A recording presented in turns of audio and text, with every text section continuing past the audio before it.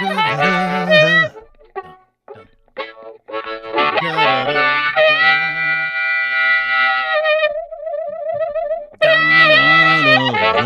everybody. Nice to see you. Welcome back. My name is Dean. Fresh off of a weekend excursion to beautiful Niagara Falls. Niagara Falls, home of water and electricity. Niagara Falls, home of Niagara Falls. Anyway, welcome back. Nice to see everybody. Lachlan Cross is here from 957 Cruise FM in Edmonton. Had a nice, lovely meeting with some people that you work with today. What a nice group over there at Harvard Media. Like, just really nice people.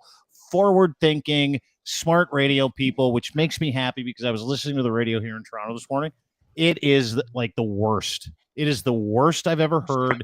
It is paranoid, schizophrenic, bizarre, scared individuals doing radio. Really nice to see you today, Lachlan, one of the true radio heroes in this country. Nice to see you, sir. I don't know if I would go that far. Yeah, I overdid it. I get what's happening, though. Our industry is going through a transition period. And in that transition period, there are a lot of people that get up every morning and they drive into work with the expectation that they're going to be part of a 15% calling to meet shareholder demands. Yes. And so when you work with that hanging over your head, it is hard to be creative. It's hard to be spontaneous. Well, especially in a head office town like Toronto, right? Like Toronto radio is just the worst. That's like the best radio in this country is completely not here. It's anywhere but here. Edmonton, Calgary, Saskatoon. There's some very, very competitive radio shows in this market in Edmonton. I can't speak for a lot of the rest of the country. I don't really pay attention. I can, if I'm being honest. And I feel for people that would, if you were constantly sitting there with the idea of losing your gig, right? Like, you know what I mean? Yeah. Or the possibility that something you said that came out of your mouth could impact your employment, right? Yeah, I don't know what, I don't think I could live with that kind of stress. No? Just awful. Well, good thing you're not doing radio in Toronto because I listened to it this morning. Man, it was tough. Anyway, I'm glad you're here. Nice to see you. Chris Rook is here as well, rookie, who spent the weekend with me in Niagara Falls. We took like 13 people down there. We're going to get to that in just a minute. We're going to talk about the Bills in just a second as well. We're going to talk about Andrew Tate taking it in the face, maybe get to some Sam Harris stuff because he trended all weekend. Might get to some Karima stuff. She trended all weekend. As a matter of fact, we spent the weekend with her, but it was incredible. Go to Niagara Falls. So we're doing some work with Parks Niagara, Tourism Niagara, doing some work with the good people at the Niagara Wine Festival, which is the biggest wine festival in the world, by the way. If you're not unfamiliar with Niagara Falls, it's not just the falls. It's not just Ripley's Aquarium or Ripley's Believe It or Not. It's not just the Great Canadian Midway, which, by the way, I spent a lot of time in there, won every single game with Chris and everybody that we were playing some arcade games. So, I'm an arcade guy. I'm 49 years old. Of course I love arcades. It's not just that and the amenities and the casino and all that stuff, but Chris can speak to this. It is still like a breathtakingly unbelievable fucking city. Like, it is absolutely incredible. If you haven't been to Niagara Falls, which we were this weekend, you haven't seen one of the wonders of the world. And we were like right there, dude. We were right there. So we're asked to go down for the Niagara Ice Wine Gala. We go down. Have an incredible group of people. We had like 13 different influencers, people with the media network that we have, and we're going to be talking about that over the next couple of days. Thanks for the invite. Yeah, you're welcome. Well, we brought one of your friends. We just didn't bring you. So yeah, Army Chris, we fly him out from the Fire for Effect podcast. He's our videographer. And we showed up with 13 people, cameras, and attacked the event. There were other media outlets that were there that were that were watching us. Chris, you could speak to this, right? Other media outlets are watching us going, where are you guys from? What are you doing? Why do you have so many people here? And I'll tell you why. Because if you give bloggers a free hotel room, some drink tickets, and a night out with a whole bunch of free booze, you're going to get all of us. Every single one of us. And we attacked that event, turned it into a spectacular event with the mayor of Niagara Falls, with the organizing committee, and we're going to be helping them with the wine festival. It couldn't have been a better night, and it couldn't have been a better weekend. Chris, you agree? Yes or no? Are Yeah, we it the was hottest incredible for company in sure. Canada? I think we are. We might be the hottest media company in the country. Yeah, for sure. It was a super exciting event to do as a group. I think just first and foremost, I think we should thank Dorian, the organizer, Brandon, the mayor, for really, they all really stepped up to give us the, You guys star were hanging treatment. with the mayor. Oh yeah, Yeah, there we are. to We're give the us crew. the star treatment. We had a limo service that basically toted us around town during the day to bring us to all the wineries. Brandon from the Professional Insight podcast, he's from Niagara. He's on the board of the Ice Wine Festival. He hooked up everything from the limo to the tours of Gretzky's, to the Peller Estates ice room. It was really, really cool. And it was just exciting to, see all these people Beautiful. in person for the first time, because with this venture we've basically put together, it's all digital, it's all online. Only a few of us have really met in person, so it was really nice to be able to meet some people in person for the first time, and connect and discuss, because obviously when you're around people for an entire day, the things you can talk about, whether it's business related, personal, you just get to know things about people and figure stuff out. So yeah, it was incredible. We were treated really well. The Oh, shoot went unbelievable. well. Yeah, We're going it to be was great. releasing. Yeah. We were ferried around. We had cars for the day. The people in Niagara Falls are so incredible too. Like we go down there, and you can imagine how hungry they are for business, right? Because it's been 3 years, and that city is all tourism. It's all it is. Yeah. From the food to the wine and cheese to the events to the casino. They get 22 million people pumped through there every single year, and the majority of them come from the United States and across, different parts of the world, different continents. So like, people are really hungry to get back to Niagara Falls. And listen, if you're one of those people, like if you're one of those cats that lives in the greater Toronto area, you literally live like 2 hours from one of the coolest fucking things you could ever see, right? Like that's what people have to do now to start getting ready to go out and do stuff again, because we're so COVID heavy and we're not interested in doing things. We're so used to staying home. But like I went down there this weekend just to work, and I found myself falling in fucking love with the area, dude. Like it was just spectacular. Like legitimately one of the more spectacular places. And dude, we've been locked up. We've been in our houses. We've been scared. We've been told not to go places. We've been told we shouldn't interact with people. We've been told we should wear masks, shouldn't wear masks, should get vaccinated, shouldn't get vaccinated. And I think that was the most incredible part for me, is that, you go down to an event and you see other people who are willing to take part in life again. Do you know what I mean? Like we're at that point where people are like, oh, fuck, let's just go. Let's just go to a place where we can see something incredible, enjoy ourselves, have a couple of drinks, experience just a different view, right? Like a totally different view. Yeah. I got a good dose of that this weekend from my daughter. My oldest is an adventure seeker. She is always up for every day she gets up, has to have some sort of social event planned around it. She's been like that her whole life. She's loud. She's energetic. She'll light up every room she goes into. Phone rings on Friday. My wife and I are having dinner. And she's like, Dad, guess where I am? And I'm like, I have no idea where. We're in Buffalo. I'm at an Applebee's. And she is so excited about just driving to Buffalo, because her and the boyfriend just bought a new car, so they wanted to take it on a road trip. And my daughter loves Niagara Falls. They go all the time. And I wish I had a little more of my daughter in me. Like she's one of those chicks. They get up in the morning and it's Saturday, they got a day, and they'll go to the falls. You know?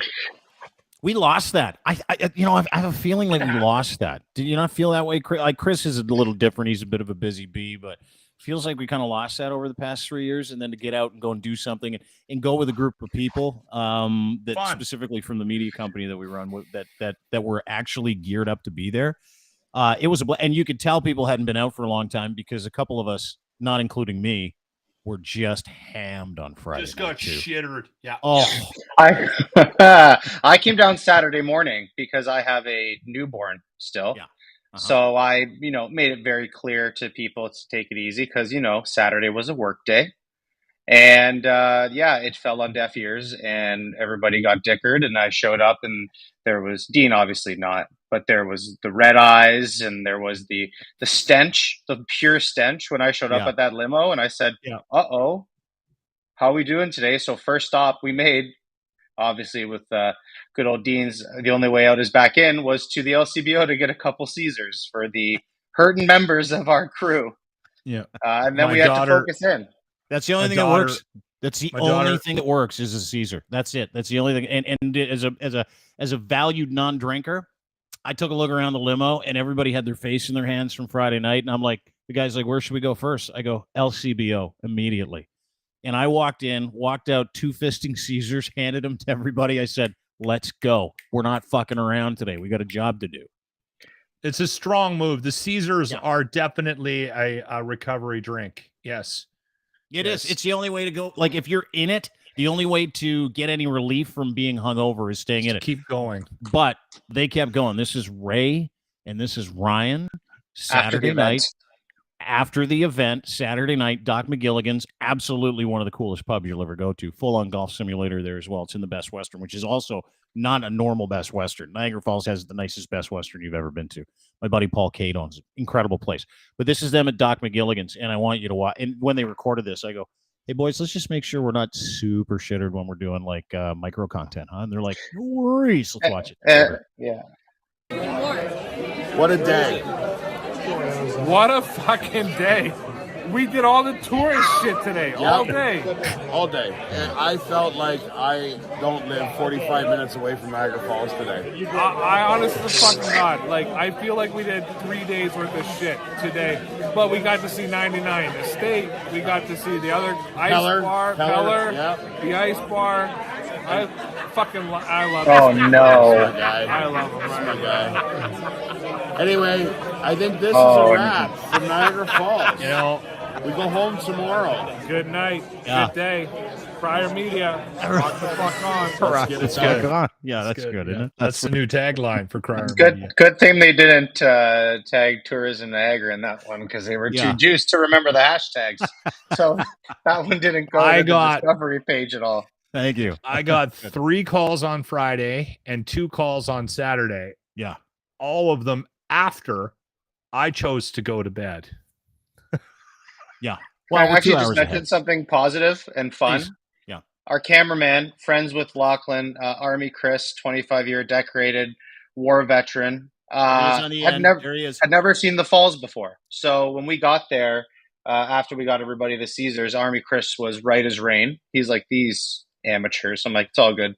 Let's go shoot some B-roll." So me and Army Chris went off while Dean and the other guys went to go get coffee and some antacids, I guess. And I took Army Chris to the falls, and it was super cool to be with somebody who had never seen that before and just be in awe of, the falls, because I live about an hour away from Niagara Falls. And to be completely honest, on Saturday was the first time I've ever seen it during the day and not drunk. So it's super cool to basically see somebody be like, "This is a wonder of the world," and just stand there in awe, because when you're local, you're just like, it's the falls, Well, here, I did a couple of videos, micro. I'll turn the audio down because you don't need to hear it. But where we were was this place called the Niagara Power Station. That was that one picture that I showed you. This is brand new, refurbished. This is the first power station that they built to harness the power of the falls. It's the coolest place you'll ever see. It's a 117-year-old building, and underneath it, there's this tunnel. It's a 222-foot tunnel. Sorry, 2,220-foot tunnel, and it goes from underneath the power station all the way out into the falls, into the bay. And this is where the water went. Now, the incredible thing about this is all man-made with pickaxes and bricks and buckets. This is 200 feet down as you go into the falls. Have a look at this. This is one of the coolest things you'll ever see. And this tunnel, as you can see all the handmade brick, you can see like the fingers from the mortar that made the brick. I'm a fucking massive history nerd, like major history nerd. So this to me was one of the coolest things in the world. So this is under the power plant. It goes all the way out into the falls. And when you actually get to the falls, nothing can kind of prepare you for it. Like, especially if you've seen Niagara Falls. And listen, am I a guy who takes people on tours and celebrates how incredible the scenery in this country is? No, but I should be, because this fucking took my breath away, dude. Like this video, Locke, you got to see this. This video of the falls is directly underneath it, looking up at around, what was this, 9 o'clock at night, 8:30 at night, I would imagine. And it's so enormous, you can hardly, like, for a waterfall, everybody knows waterfalls, don't go chasing them. TLC said it. But this is brand new stuff to me, even though I've seen Niagara Falls like 100 times. Wow.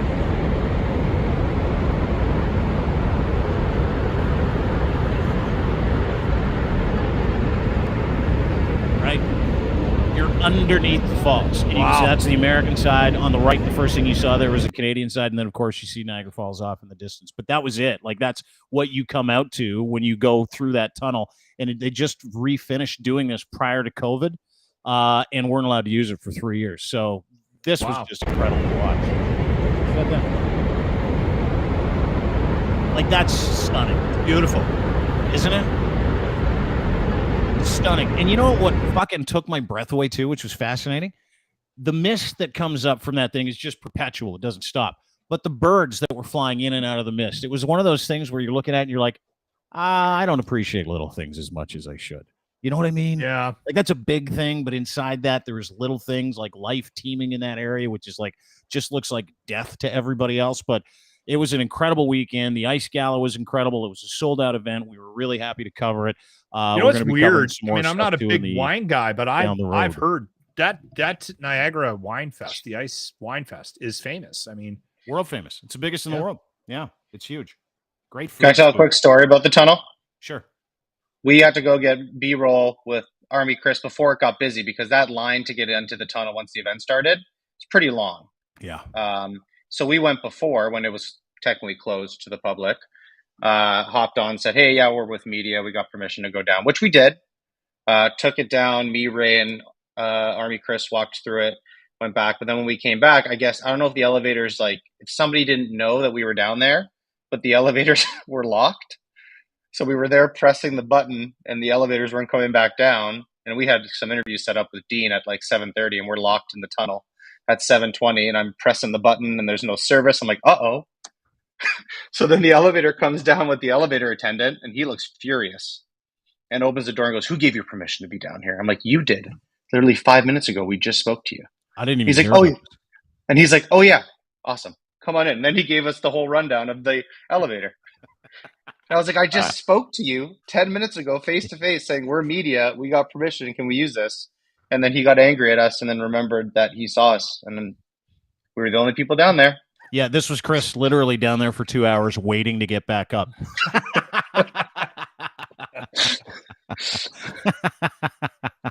But that's like a kilometer walk. Anyway, it was incredible. If you think about it, if you're in the GTA, or even if not, you want to go see something cool that nobody in the world gets to see all the time, you should go down to Niagara Falls. It's back in a big way. Ice Wine Festival goes for the next 3 weeks. Yeah, it's incredible. You can get a discovery pass. You can experience all Niagara has to offer. You can walk into these places with that pass. You can get free food, free wine, the best in the world. They'll even put ice wine, which this is incredible. costs a bit of money, but they'll put you in a barrel, and they'll let you go over the falls too. What's that cost, guys? Your life, barrel, usually. The barrel rides. Your life, actually. Honey. No, they don't tell you to do that. If you are going to do that, do it on the Canadian side, not the American side. The American side just looks like death underneath the falls. It's all fucking rocks. It's fucking hilarious. So yeah, do the American side. Anyway, it was fun. Thanks to everybody that was there, and thanks to all the people who showed up, including Karima, who spent the day getting kicked and punched and spit on in Peterborough, and then she came down, had a jacuzzi, and went to the event. They do not like her in Peterborough, do they? No, she was trending. And I was pissed off because I wanted to go stay, and then I was thinking maybe I'll get down to the Bills game. Bills won yesterday. You got your Bills shirt on. Bills advance. They win. Barely. Jesus. Weird game, huh? Was that a weird game? It was odd. It's a trap game. I was saying to Rook, the thing that was interesting about that game is the first quarter, and then pretty much most of the second quarter, it looked like what everyone thought that game was going to look like. And I'm by no means am I a football expert, so I'm talking out of my ass. But I'm watching that game going, oh, they're dominating, they're killing it. Something happened in the second. There's a couple of plays that kind of went the Dolphins' way, and then the Bills started to chase. You could see something happen where they stopped clicking. And that kid, Skylar, just started picking them, right? Like he just kept picking his spots.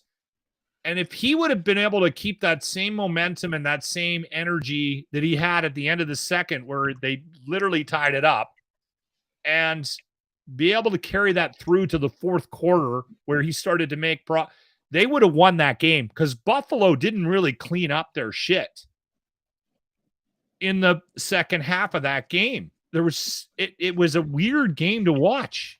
Yeah, it was. They looked like they were scared. They were playing scared, I think, is part of it, right? Yeah, and I don't understand why either. Like, I watched 3 quarters, so I didn't watch first quarters. It's busy. Watched the last 3 quarters of the game, and it was like a tale of several games inside that game. And I'm glad I didn't fucking put any money on it. Did you put any money on it, Rookie? You put some money on it? Buffalo to win? Oh yeah. Did you? Yeah. I think I've got your bet here, actually. You took the 49ers in the money line. Is that correct? Yeah, I took the money line for all these. Okay. And Jags money line, yeah. Bills money line, Yeah. Giants money line, which nobody took. Yeah. Thought Minnesota was going to beat them, and then the Bengals, and one more left. Yeah, Bucks tonight. You got the Bucks. Did you take the Bucks for real? Yes, I do. Did you like I this did ride? take the Bucks for real, dude. You Absolutely, were I'm fucking going 5 to. for So 5 wait. this weekend, and you're going to let it all ride on a 47-year-old Tom Brady. I am. So I'll explain my I ticket would. too. I actually did 2 tickets because I was torn between Jacksonville and the Chargers. I couldn't decide who was going to win. So I did 2 tickets. I did one with the Chargers. Well, that's the Chargers, and then one with Jacksonville. And both tickets are still alive because the Chargers went up 27-0, and on Bet365, if you go up 17, you get an early payout because they count that as a win. So I have 2 tickets that are still alive, and both of them are hinging on the Bucks and Tom Brady winning today at home against Dallas. Now I'm going to actually give you guys a quick trivia question, see if you know. Please. The Dallas Cowboys, the last away playoff game they won was in 1992. Do you know who the 2 quarterbacks were of the teams? They played the Dallas Cowboys against the San Francisco 49ers. Steve Young, Troy Last Aikman. away, there you go. Away playoff win for the Dallas Cowboys was 1992. Tom Brady 6-0 against the Dallas Cowboys. He has 35 playoff wins, and the Dallas Cowboys have 35 playoff wins as a franchise. I have my children's name written in my phone so I don't forget. So you weren't going to get the answer from me. So for all those reasons, if there was one person that I would let this bet ride on, it's Tom Brady in January. I don't care if he's 45. He's been counted out. You should. It's also Dallas. It's like They're the 100. Leafs of the NFL. You got a winning ticket there. How much are you going to win? If I let it ride, $780. If I cash out today, $260. Why can't you cash out today and just put something else on tonight's game? Or if you got 2 live tickets, cash one out and let the other one ride. Because he's got it's going to pay out way bigger. If I leave it. Yeah. I What put did you 20 pay bucks for on the it. ticket? It's $20 $20 both. They're 20. Yeah. So you got $40 in, and if you let them both ride, Yep. $780. Yeah. $780. If you let them both ride or one, both of them have Let to them hit. both. Okay. I have a better Which question. is just the Bucks winning outright. And here's the thing: if Dallas starts out flat and the Tampa Bay Bucks go up 17, I win because of the early payout. Okay. Are you going to take it or let that ride because you're a degen? You're a I'm degenerate. gonna let You're a I'm gonna let it ride. degenerate. Yeah, you're I'm gonna gonna let it ride. This I'm is gonna let it ride. This is the sickness. This is the sickness that I love in sports betting because I'm the exact same way. Because you look at that 400, 500, 600 bucks, and you're like, that could be 2,800 tomorrow. And then you make the mistake of telling the person you live with or the person, your partner, if you will, and you're like, hey, I could take out 500 or let it ride and make up 400, 14, 1,800, whatever the situation is. And you always get the same answer. Does your wife know that you do this? Of course she does. That was my question. That's So what I was about to does she have any input into cashing out or letting it ride? No. Lindsay's my bookie. I have to put all bets through her so I don't go too overboard. So I have to run all bets through her. And here's the funny thing. is that if I He's tell, looking so around to see if she's I didn't in hearing. I didn't do it all year because Those there are were some searching days that eyes. she wasn't available for me to talk to the vets about her, so I just made them. Yeah. The ones that I didn't run by her, I would always lose, and the ones that I did run by her, I generally won. Okay, so And what you're doing is suckholing have your you wife run- so she can have keep you letting run you these into the bets to family her? kitty so that you can bet. That's what you're doing. I did. I know what you're This- doing right now. You're blowing her up publicly so that she's like, keep betting, Chris. You're really good at this. Thanks for saying my name on the podcast. I know this game. I get the game. I know what you're doing. Yeah, If so she's she's anything like my wife, she doesn't want recognition on this podcast or any other show that you do. she knows the bets that are happening. Yeah. She's a ex-Patriots fan, so she's not a huge Tom Brady fan. But I said no negative energy tonight. We have to be on Team Brady tonight. I don't want to have that bad energy cheering against Is him. Mike Williams playing? Yes or no? He is. Oh, he is. Yes. I It's cannot Mike Evans. Mike Evans. Sorry, stand Mike Evans. Tom Is he Brady. playing? Yeah. He had a quad issue, but Yeah. like playoffs and cortisone. Yeah. Yeah, playoffs and Here's- drugs and medical fucking Here's the intervention. issue So- I have with sports betting is unlike do you, it? I have this inability No. to bet Can I tell you for what people your that I issue with like sports betting is? It's the math, or isn't dislike. it? It's the math. It's the math. I don't know what the hell you're talking about. Money line. You might as well have been speaking Chinese to me. Seriously. you don't know what a I have money no line idea. is? Money line is just in basic terms, the team just has to win. No Yeah. point spread, no nothing. They just have to win the game. Okay. Okay. That's it. Do you All know what right. the spread is? Do you want us to explain the spread too? Well, the spread is if it's 7 and it's favored. What's the game tonight? Do the Bucks look. have a? I'll look right Bucks now. are plus 120. Which means they're favored to win the game. No, they're not. No. Dallas is See, favored to win the fuck game. off. Why do you guys make this so hard on us? Explain it to him, Chris, real quick, because you're getting. So- you can do this a lot faster than I can because I get really frustrated trying to explain math things to Lachlan, like half games and stuff like that. It's not really even math. frustrating. It's just if there's a plus, that means you're going to make more money if you bet on that game. If there's a minus, you're not going to make as much money because the odds aren't in your favor. So you see Okay, the Buffalo Bills are no minus one has 900. Ever explain that to me like that? Yeah, are minus 900. So that means the Bills are favored big time. And minus 500 49ers favored big time. So I took 3 underdogs on this 6-team parlay, which was the Jags, who weren't supposed to win. The Giants was the biggest one. Everybody thought they were going to get destroyed by the Vikings. Minnesota's a fucking fraud. I said that all year, even though I didn't say it And- publicly. I said that and when I was I- talking to guys in our fantasy. Me and Dean had a chat about it, and he's like, "You're a psycho for betting, using your Against brain the to bet Chargers? with stats about like Tom Brady being 6-0 versus Dallas, and the Dallas Cowboys haven't won." Well, a you playoff are. game since Like, I 92. find it to be psychotic that people go, over the past 50 years, this has happened. Because past precedent, specifically over that long period of time, like when you go back to 1992, doesn't matter in sports. I mean, we Does. enjoy it. Like when people go, it does the in Leafs are football, going to Mental. lose some though. games. No, It's it mental, doesn't. man, No, it doesn't. No. Well, it does for the Leafs. Maybe that might be the only. and the Cowboys. Oh yeah, I guess the Leafs are the Cowboys of the. It's mental, man. NFL. The If they get Cowboys are the behind- Leafs of the NFL. Yeah, If they get are. behind 2 touchdowns, they're gonna Yeah. the Dallas Cowboys are gonna start shitting their pants. And Dak is And- not and a it's gonna good go like this. quarterback.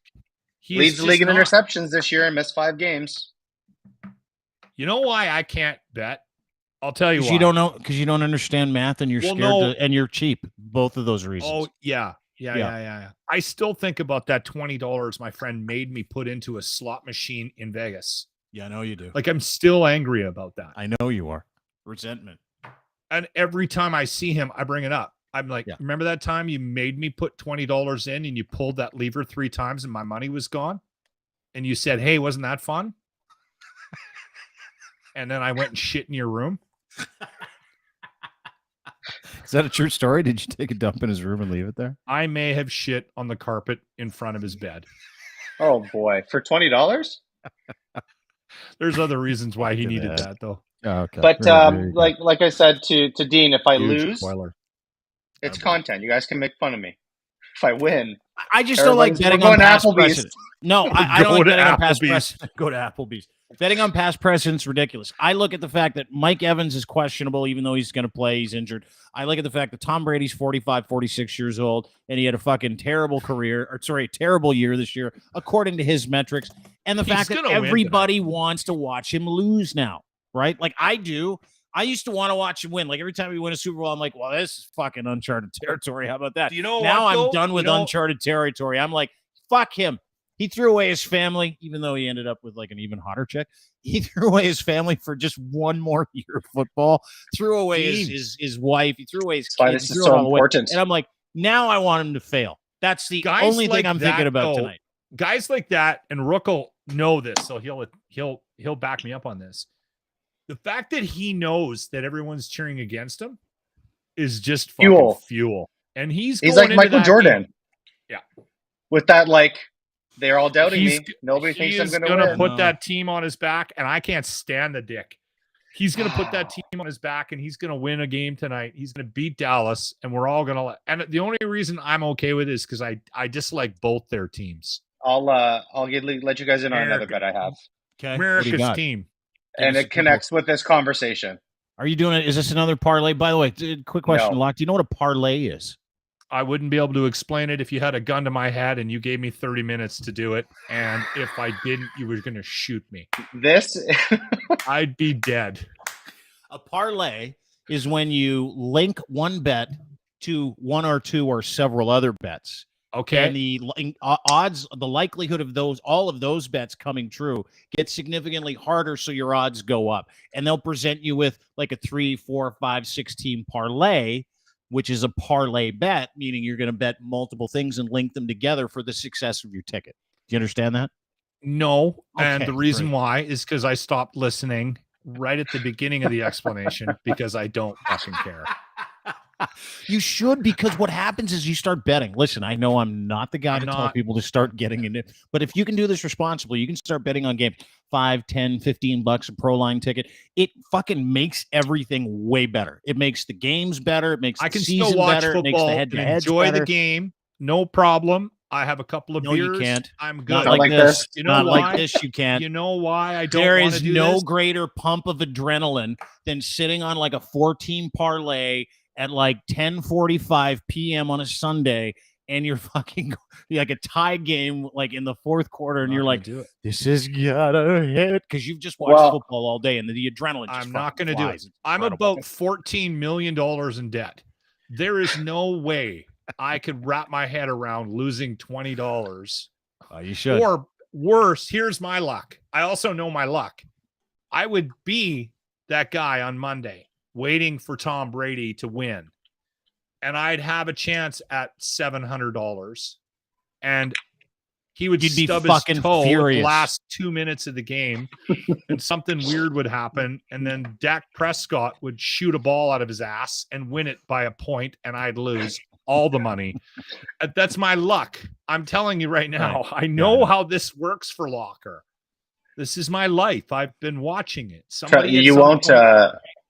You won't. There's nothing like it, Locke. I ran up to Dean at the Ice Wine Festival, and I was like, "Dean." He's like, "What? What's up?" I was like, "What's the score of the Chargers and Jacksonville Jaguars game? I need to know." And I'm like, "I don't know. I'm in the middle of an interview with the mayor of Niagara Falls. Maybe just give me a fucking break here." And he's like, "Maybe just give us a second." And dude, and everybody's got it on their phones. And Ray's a big NFL guy. Ray Rout, who by the way just relaunched his new YouTube. You can go and check it out on our feed at It's Dean Blundell. Great guy. He's going to be doing addiction. Okay, no, hold on. Ray Roth is. Ray was there. But Ray's not doing the Who's Next podcast anymore? No. He canned it. He's just doing he's gonna okay. Well, then I should stop promoting his Who's Next podcast. It literally just stopped though. He wants to flip the switch to be able to talk sports, talk mental health. He's like, I just didn't want to be pigeonholed as the sports guy. I want to talk other stuff too. Yeah. Okay. Which is good when we hire him as a sports director and he decides he doesn't want to be the sports director. He'd rather talk about other stuff too. I'm like, okay, let's do that then. Back to the drawing board. Yeah, but Ray was walking around with the game on his phone at the event, right? And he'd just have it in his pocket. And he'd reach out and he'd look at it. And it was hilarious because it was fucking busy. Like it was all day Saturday. It was all day Sunday, right? NFL, that first wild card weekend, there's games like 3-4 days in a row. And I was watching all these guys that were at the thing too. And they were all like, their wives are all glitched up. They got the sequins and all the dudes. Like I saw 10 guys with their phones watching football games at this gala going, come on. Anyway. No. Well, yeah, that's what it was. But honestly, I will give you my bet before I take off because I have to go, as I told you, walk with the dogs and the newborn and the wife. Yeah, I know. You know, family stuff. Yeah. You know, what do you got? What do you want? What are we at the betting? beginning of the season, I bet what's called a futures bet, which I'm not going to deliver it the same because Locke's not here. Yeah. I put $10 on the Tampa Bay Buccaneers winning the Super Bowl, and it pays out if they win the Super Bowl, $3,900. Why are you telling people to bet that on Wild Card Weekend when they can't go back in time and do a futures bet? You can do a futures bet still. You can do a futures bet now? You can do a futures bet right now for the Tampa Bay Buccaneers to win the Super Bowl. Odds won't be as good as when I did it back in September. What are the odds now? Whether in the playoffs, let me find out. Thank you. Yeah, let me know what a futures bet is now on the Bucs winning the Super Bowl, even though I don't want that to happen at all. The Bucs are plus 2,800. Oh. So if you do plus 2,800, if you do plus 2,800, if you put $20 on it, it's 580. Some value. I like that. I love that value. That's what bettors say, by the way. That's better language. There's great value in some of those future bets. Yep. I had no idea. So there you go. Well, dude, I appreciate it. What's that? We'll see. We'll see tonight. Think about me tonight while you're watching the game. I'm verklempt because you took the Bucs, and I don't want them to win, but I would like you to cash out. Like, I'd like to see you put several $100s in your pants. Nope. You don't think they're going to win? Oh, I think they're going to win. I'm not cashing out. You're going to let that ride too? 100%. All of them are getting. Sickness. I love it. I'm letting them, because then that makes the game tonight exciting. If I cash out, then it's just a football game tonight. Dude, you cashed out your whole weekend. It's not just one game you're cashing out. Dude, he's going to let it ride if he wins tonight. If the Bucs win, he's going to let it ride next week too. Locke would never do that. Nope. I'd take that money and run. Yeah, he would. Way. Anyway, you have walk to. The dog. Yeah, I get you. You have to do it tonight. Like, I get that. But I would cash out if you won that ticket. You know what you should do, Locke? Let me tell you what you should do. Because it's not even money out of your. Because I got really loose bowels today for some reason. Not even money out of your pocket. There's a couple betting sites. I'm not going to say them specifically because no free sponsorship here. That if you sign up right now, you can get $250 in bet credits. Okay. I'm just shocked that he found a way to work in poop. His poop, to be exact. If you sign up for any of these betting apps, the fifth shit I've had today. It's just coming out of me. I don't know what's going on. And I had to take Yeah, I know you. I'm gonna need to soak my ring. Trying to win you money here, Locke, without you spending any. I stopped listening about a half an hour ago. Chris, get out of here. I'll talk to you soon. Have fun. Bye, guys. All right, good luck tonight. I love that kid. Soak my ring. Dude, I don't think I should even be sitting on it right now. I learned a new phrase this weekend watching Letterkenny. What did I have? Soaking. Have you heard of this phrase? You just said you're going to go soak your ring. Have you heard of the phrase soaking? Popular in Christian communities. Have you heard of this? Yes, where it's like put it in, but you don't move it. It's like rimming. Well, soaking is when you put it in and you don't move it. So I'm watching the new season of Letterkenny, which, by the way, is fucking brilliant. And they're having a conversation in a church about soaking, about the new Christian kids that are doing this thing to get around, not losing their virginity because it's against Jesus's rules to have premarital sex. And they're like, and I love Letterkenny because they take the piss out of religion with stuff like this, which is great because I fucking hate man-made religion, like all of it, Christianity, evangelical, just a bunch of cults. It's all it is. So they're like talking about soaking in the church pew. And I'm like, what is this soaking? And they went into detail on Letterkenny about what it was. And they're like, it's when you put it in, but you don't go back and forth. You just leave it there. And apparently that's okay in the evangelical faith. That and the butt stuff. Both. Very, absolutely acceptable in the evangelical faith, which I just learned. And I grew up in that, so I feel ripped off. Not only did I not soak. Someone didn't tell you sooner. No. I'm like, what? Hey, Father, why didn't I get the memo? What, you didn't like me? But if the penis is in the vagina, that's still penetration. That still counts as losing your virginity, right? It has to. A long time ago, I stopped trying to understand religion. It doesn't make any sense to me. This might be up there as the dumbest thing shit you've ever heard in your fucking life. Do you know a gentleman? If you can find me somebody that can stick their penis into a vagina and not move around, that guy deserves some sort of fucking I don't even know what kind of, like a Gandhi-like self-restraint award. There's no way I'm not moving around. It's not happening. And what do? Do you just look at the other person then? Like, what comes after the initial soak? And how long can it stay there for? Do you just sit there like that? On the grocery list? I think we're out of sandwich meat as well. Like, what do you...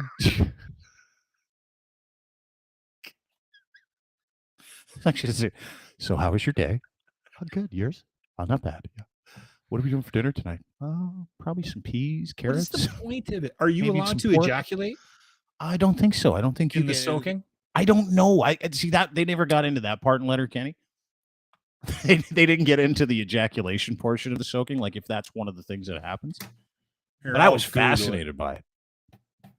Like fascinated by the fact that, and so I was talking to a buddy of mine yesterday, and I'm like, dude, are soaking. Are you aware of this soaking thing? And he's like, spell ejaculate. EJ. Got it. For those of you who soaking, read it out. I want to know. Read it out. I want to know more about this soaking business. Out loud, it's a please. big Mormon thing too, apparently. Is it? It's not soaking. Hang on. I'll look up the Urban Dictionary. If I go to the Urban Dictionary and type in soaking, it might tell us.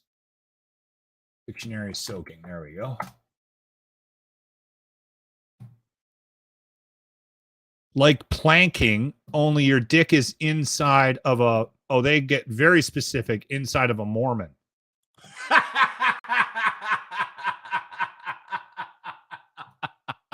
It only happens when you're inside a Mormon? You can't, like, if you're Mormon not thing. Mormon and you soak, is it still soaking? Does it still qualify? Is it like champagne? Is it only champagne if it's from the Champagne region of France? Is it same with place your soaking? penis in a girl's vagina and not move in and out? The girl was not... Okay, that... Don't need that. Also known as cock warming. Is your penis ever cold enough that you would be exploring this? It is not saying whether or not you can ejaculate, though. No. I don't know if you can. Emmeline says this is huge in the Latter-day Saints. Yeah, the Mormons. The Mormons, yeah. Planking. And right at the top of the explanation, it talks about the Mormon faith. Soaking and planking. What is planking? Is that laying? Is it like tummy sticks? Is that what that is? Am I to get that right? Well, planking, from what I know, is when wasn't that a thing? It was like a social media trend a couple years ago when people were like doing push-ups on like bridges and weird places, and then taking it's like an pictures ab of it. exercise. That's what planking was, but right. But they use the I mean, it's Urban Dictionary. You can go in and edit it, can't you? You can add something to it. I think you I'm could. in the Urban Dictionary. Are you really? Yeah. Go to. I have a question. Have you got it open? No, I don't. You want me to put it? I'll open it up. Yeah, open it up and type in sports donkey. Well, you put this. Type it in. Okay. Put sport or go to Urban Dictionary. Type in sports donkey.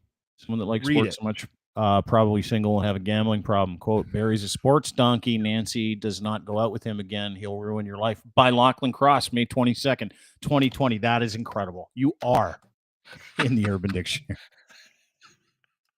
Get the sports donkey mug. It says underneath it. You can actually get a sports donkey. Hold on, I'm not making any money from that. They took my word and they're putting it on mugs. That's right. That's right. Bitch. They stole your sports donkey. That's an interesting Urban Dictionary name. I was looking at Wikipedia the other day too, and I was like, like my name on Wikipedia. I have never looked at my name on Wikipedia. Have you done that? I've Googled. I've Wikipedia'd you. You're not flattering. No, there's a lot of really negative stuff about you. There really is. We should go through it. I've got it here. Oh no, that's I wanted to talk to you about this too. See that little number on the side? That's Lachlan's fault. This is what he does. That's what he does. 42 reply alls from Lachlan. Business email. 42. You need to stop doing that. No. Yeah, you do. You have to stop. Whose role? Mine. I can't handle all the emails. There's too many emails. You keep Delete doing reply all. You never read them anyway. That's not true. I read all of them. Anyway, let's get to the Wikipedia. This is mine. This is not flattering.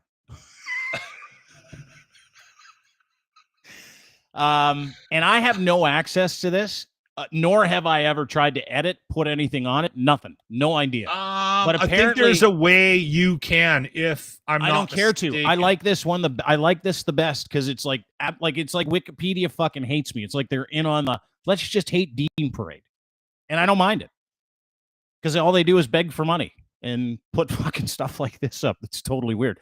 Dean Blundell's a former Canadian radio edit. You like people if you have to be an approved editor of Wikipedia though, I think. Well, so how do they do that? If you went in there and hit the edit button and then went in to edit it, there's a process I think it goes through in order to actually like you get accredited to be an editor on Wikipedia when you try to edit things on Wikipedia. If anybody's listening that has a better idea of it, just put it in the chat because it says you can edit it. People are saying, yeah, you can edit it. You can do it. Oh, DaCosta said he wrote it. Does Dean know all? No, I don't know that all my stuff's on YouTube, nor do I care. But anyway, I want to go through this because it's interesting. Dean Blundell is a former Canadian radio personality, best known as a longtime shock jock morning host on CFNY FM. Such a derivative term. I hate that term. Shock jock?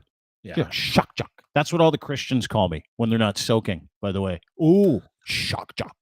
Hey, I have a soaking question we'll get to after we finish this. Okay. 2015, he was named the new morning show sports radio station host, CJCL, Sportsnet 590 The Fan. His show on Sportsnet was canceled February 2017.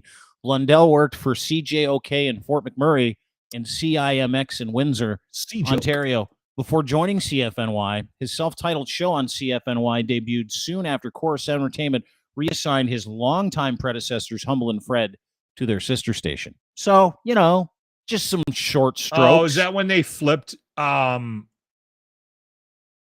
Yeah, I don't know. Mojo Radio. Yeah. But this is when it gets interesting. During Blundell, it's basically all negative, which is fine. Because it's fairly high test program. During Blundell's stint, they call it a stint. It's 15 years a stint.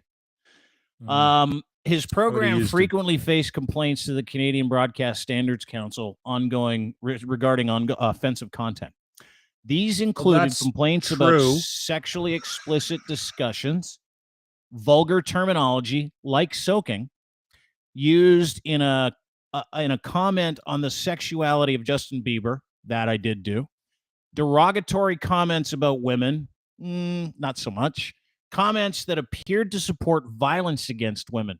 That was from when we encouraged a woman to punch another woman in the face. So, but what they're doing is they went to the CBSC complaints and they're just basically pulling highlights, Dean. Yeah, I know. That's all this is. Fair, but because it's not a complete representation of the show. I'm not done the greatest hits from Wikipedia. The program received a one-day suspension following a 2004 appearance by Jackass cast member Steve-O. For peeing, right? In which Steve-O urinated on the floor, used several profanities, and performed a stunt that involved wrapping duct tape around his penis. I remember that. It was called Unwrapping the Mummy. And after the show, we suspended ourselves for the PR. There's a little secret for everybody. Anyway, 2009, he was sued for defamation by Linda Jackson, the mayor of the Toronto suburb of Vaughan, after reportedly calling her a, quote, fraudster and a, quote, fat pig on the air. Did you do that? That's true. Yeah. Yeah, I sure did. Yes. Well, that might lean into the one just not my finest moment. No. Derogatory comments about women. Yeah. In 2011, he granted an interview to Shirley Phelps Roper in exchange for the Westboro Baptist Church dropping its controversial plan to picket the funeral of the 2011 Tucson shooting victim, Christina Taylor Greene. We did that too. Well, that's a good thing. Yeah, That's a nice one.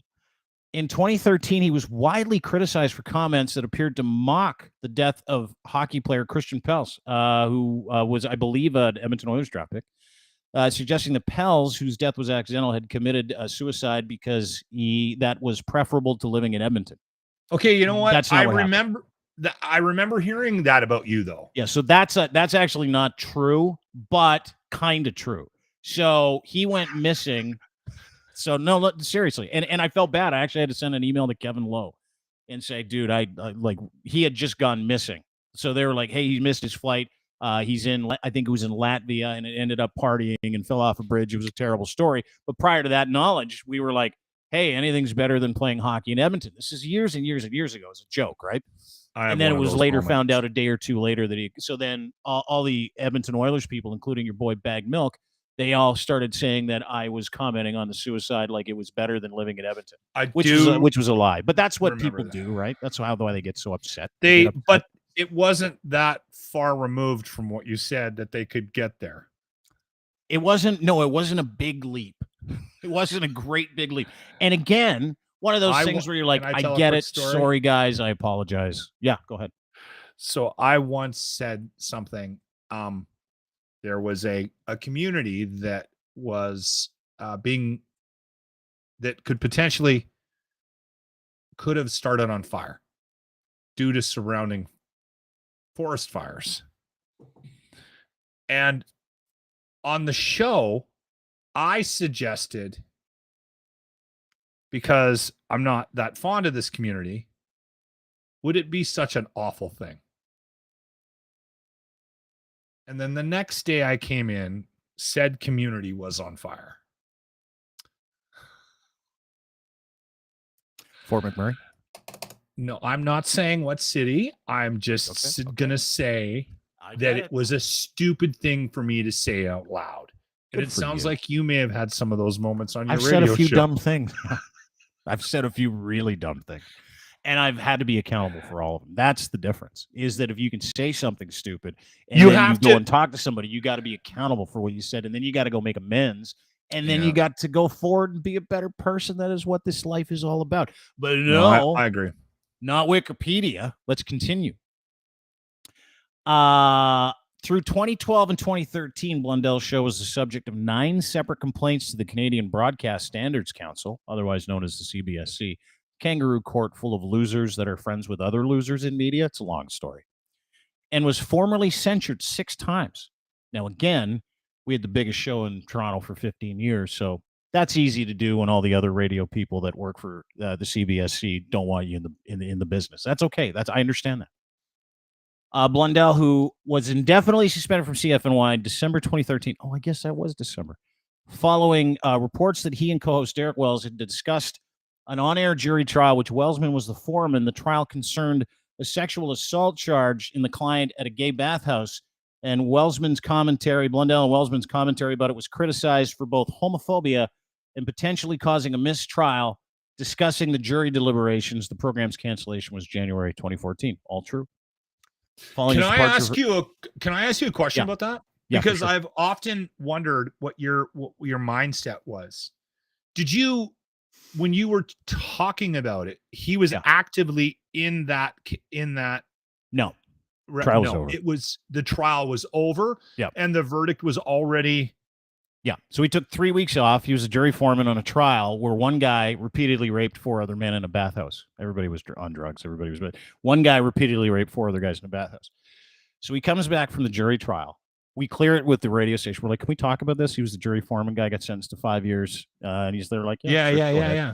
So we talk about it. Very funny break. And in that break, I said, you sentenced that man to 5 of the greatest years of his life because he's a rapist, right?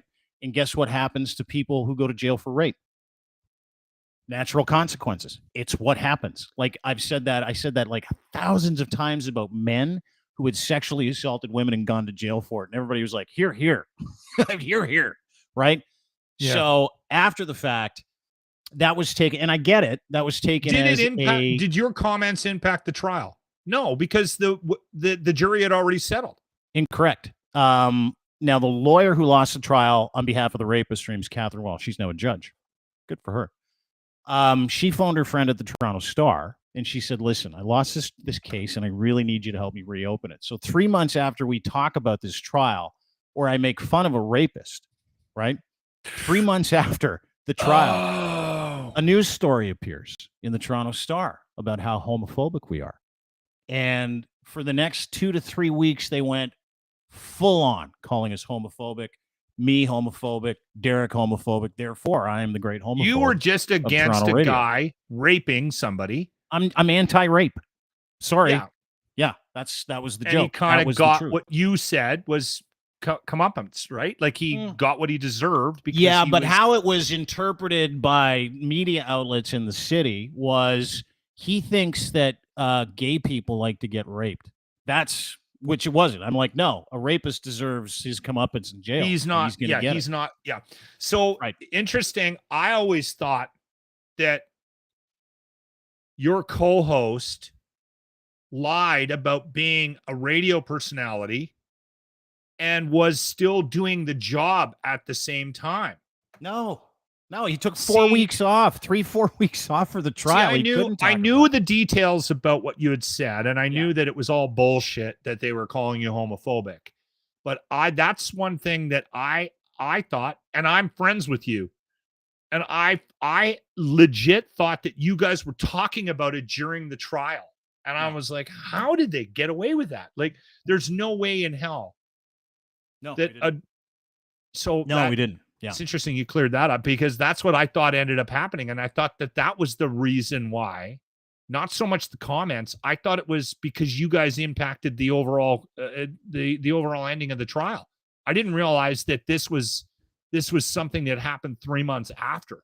Yeah. It was 3 months after the fact. So we do that break 3 months later. A news story comes out. Our boss comes downstairs. He goes, we're suspending Derek this morning immediately. And I'm like, for what? What he said 3 months ago. Well, you didn't say anything for 3 months. Why is it a problem now? Well, because now the Toronto Star's all over it. And we're getting bad press. And we're saying we don't want to be associated with homophobes or anybody who may cause a mistrial. Wow.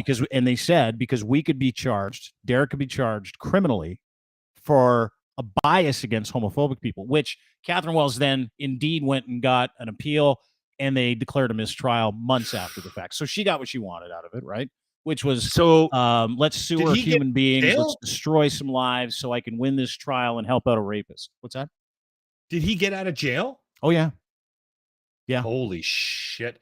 What happened? Yeah. Did Derek end up being, you don't have to answer. That's his business. But no, he's fine. He works in radio now. He's doing a great job. He's like, he produces. He's not in front of house anymore. He's happy. He's doing a great job. I haven't talked to him for years. But doesn't matter. I mean, a great learning experience for everybody. And I don't care. Like, that's the thing is as I'm talking about this, kind of reliving it, I don't care. Like, it was one of the worst possible outcomes, which is eventually the best possible outcome for me, which is the fact that I got out of that business before it cratered, right? Like, I'm listening to radio this morning and I'm walking into my house after I get out of the car and I'm like, I am the luckiest fucking guy on the planet to ever come out of this business because I left being number one. Our show was tremendous. We had like a 30-40 share. We were very, very successful. I left. Doesn't matter how I left or how they tried to paint me. And that was why they hired Navigator, right? The same guy who fucking Jamie Watt, the same guy that botched the Hockey Canada sex assault investigation because he's a fucking idiot.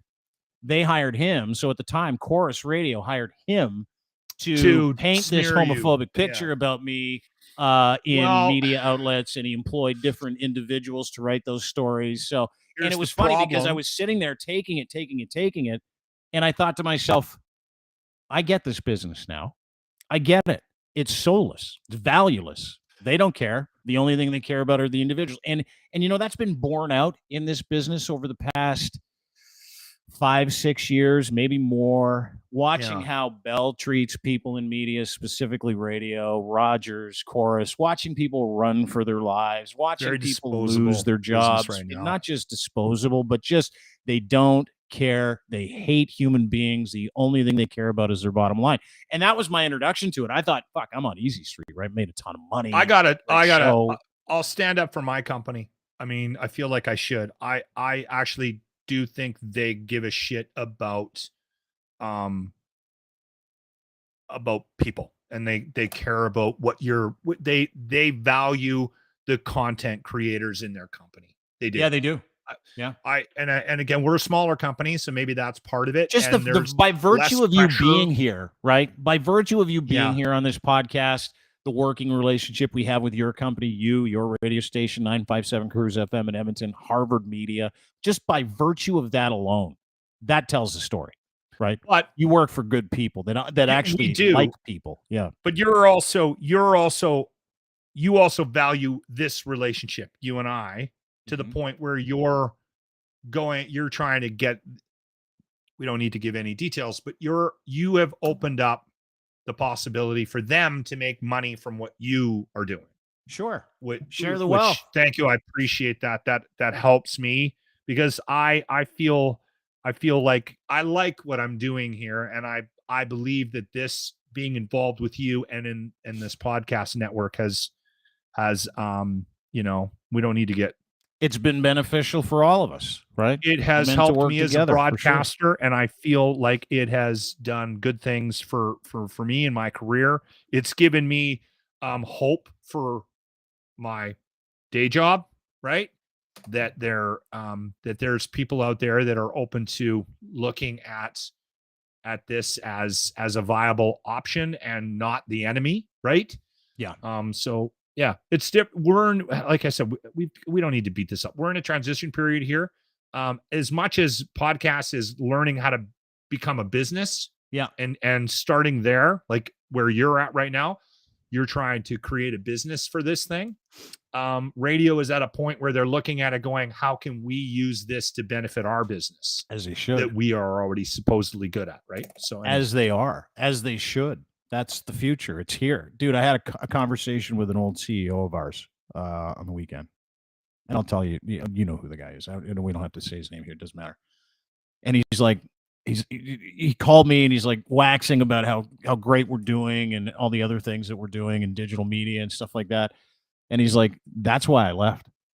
That's why I left that business. He said, because I told him it's over. Traditional media is done. You guys have to diversify. You got to get into digital content. You need to be doing something. They're like, no, we're good. We're just going to keep taking money out of it. And he's like, all right, see you later.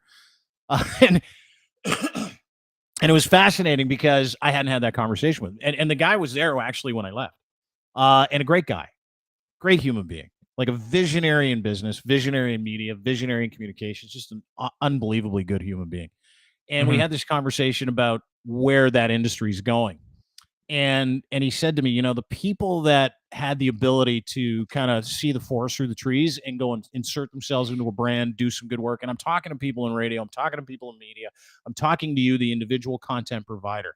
If you have a brand that you're proud of and you really do drive some audience, you're in the best position that anybody else is in. If you decided that you wanted to invest in learning how to communicate without someone else telling you can do it for them, you are going to be incredibly successful. Very, very, very successful in this business because it's here, right? It's here now. So when I go back and I read this Wikipedia thing, I'm like, oh, that's the problem. These people just hate me because I'm here before they are. Well, yes and no. I think there's a lot of fear in the business about what your next step is going to be. So I think there's also that. They were scared of the press that they would get when they let you go. And they're now the companies are scared about the possibility of you maybe going back and stealing audience. And I know, listen, I know the business and I know what the power of a brand is to a company.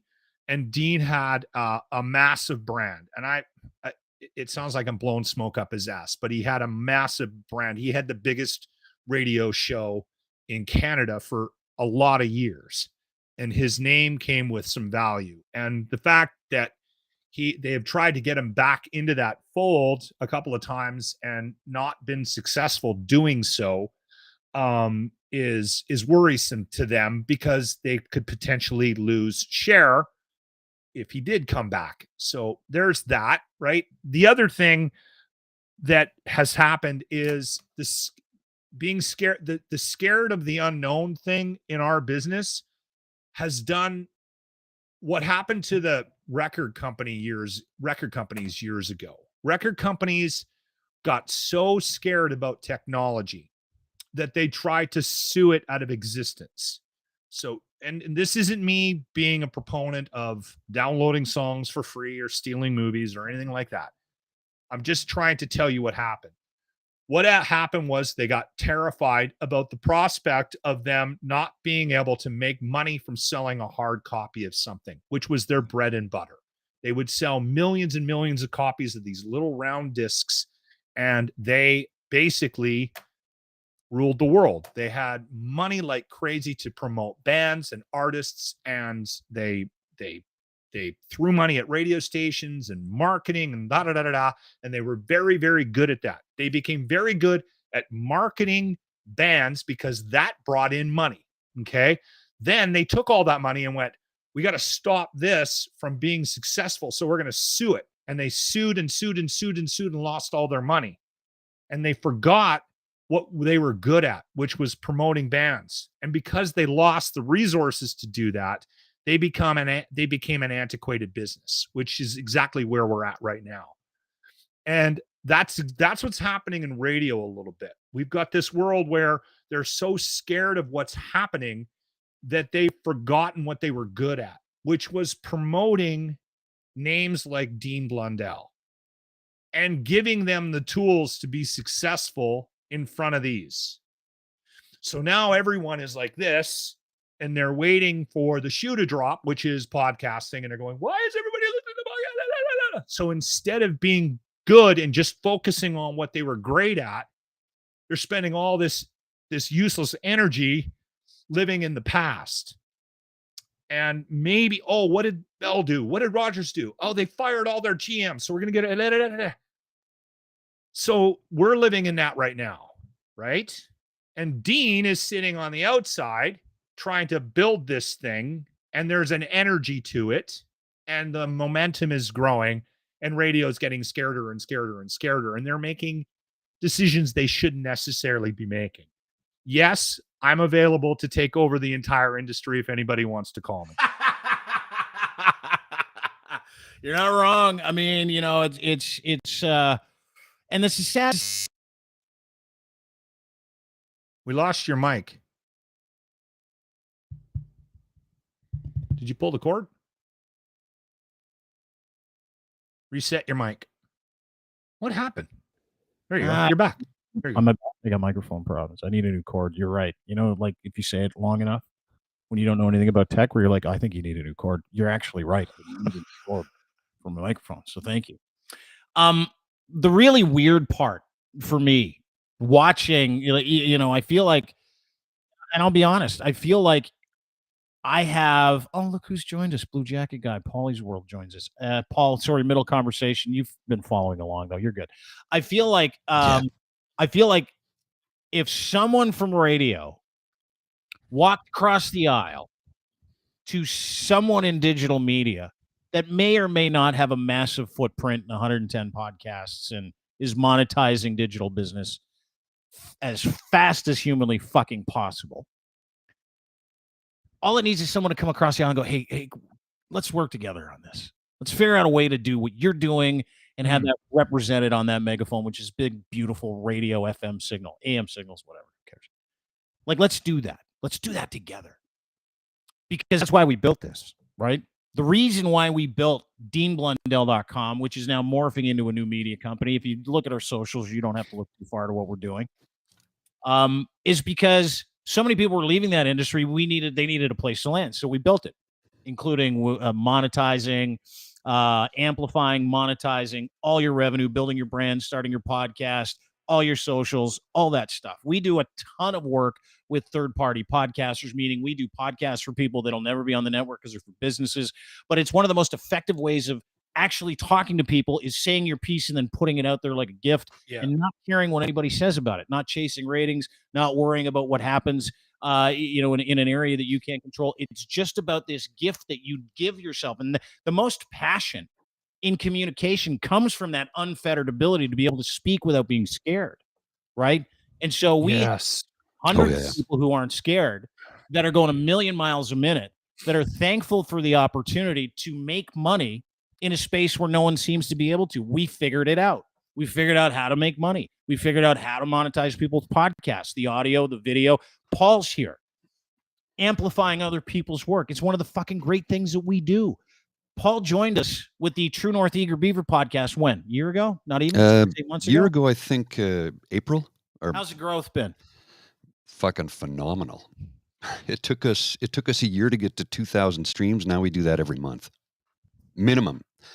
And that's just the audio, because I haven't even tracked video.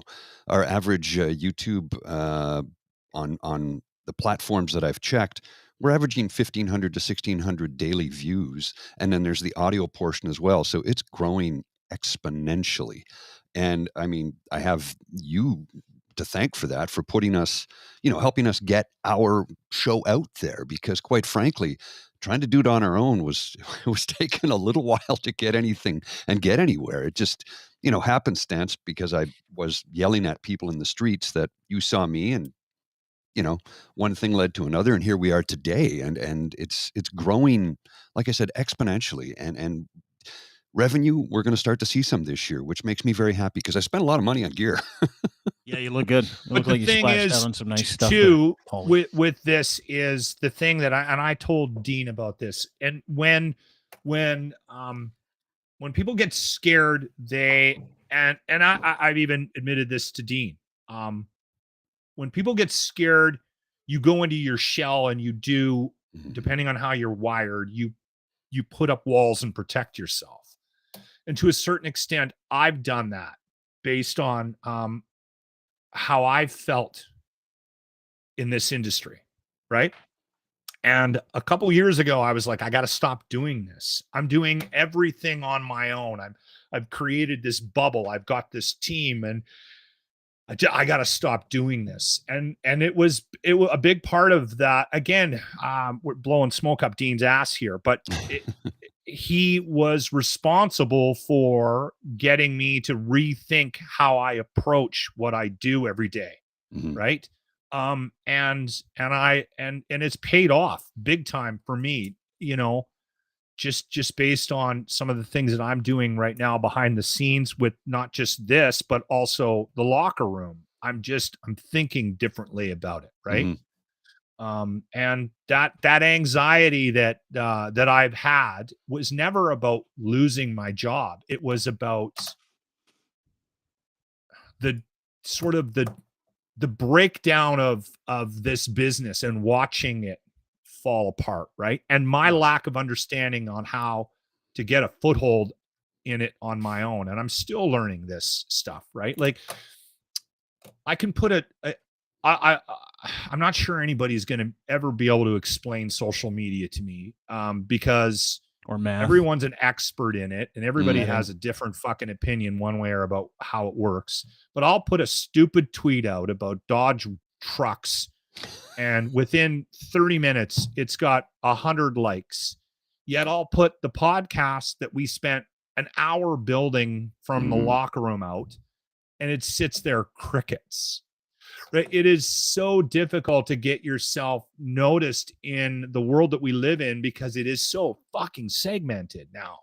It's crazy. And there's all these tools, and there's all these rules, and everyone, you should be on TikTok or Snapflick or fuck whatever.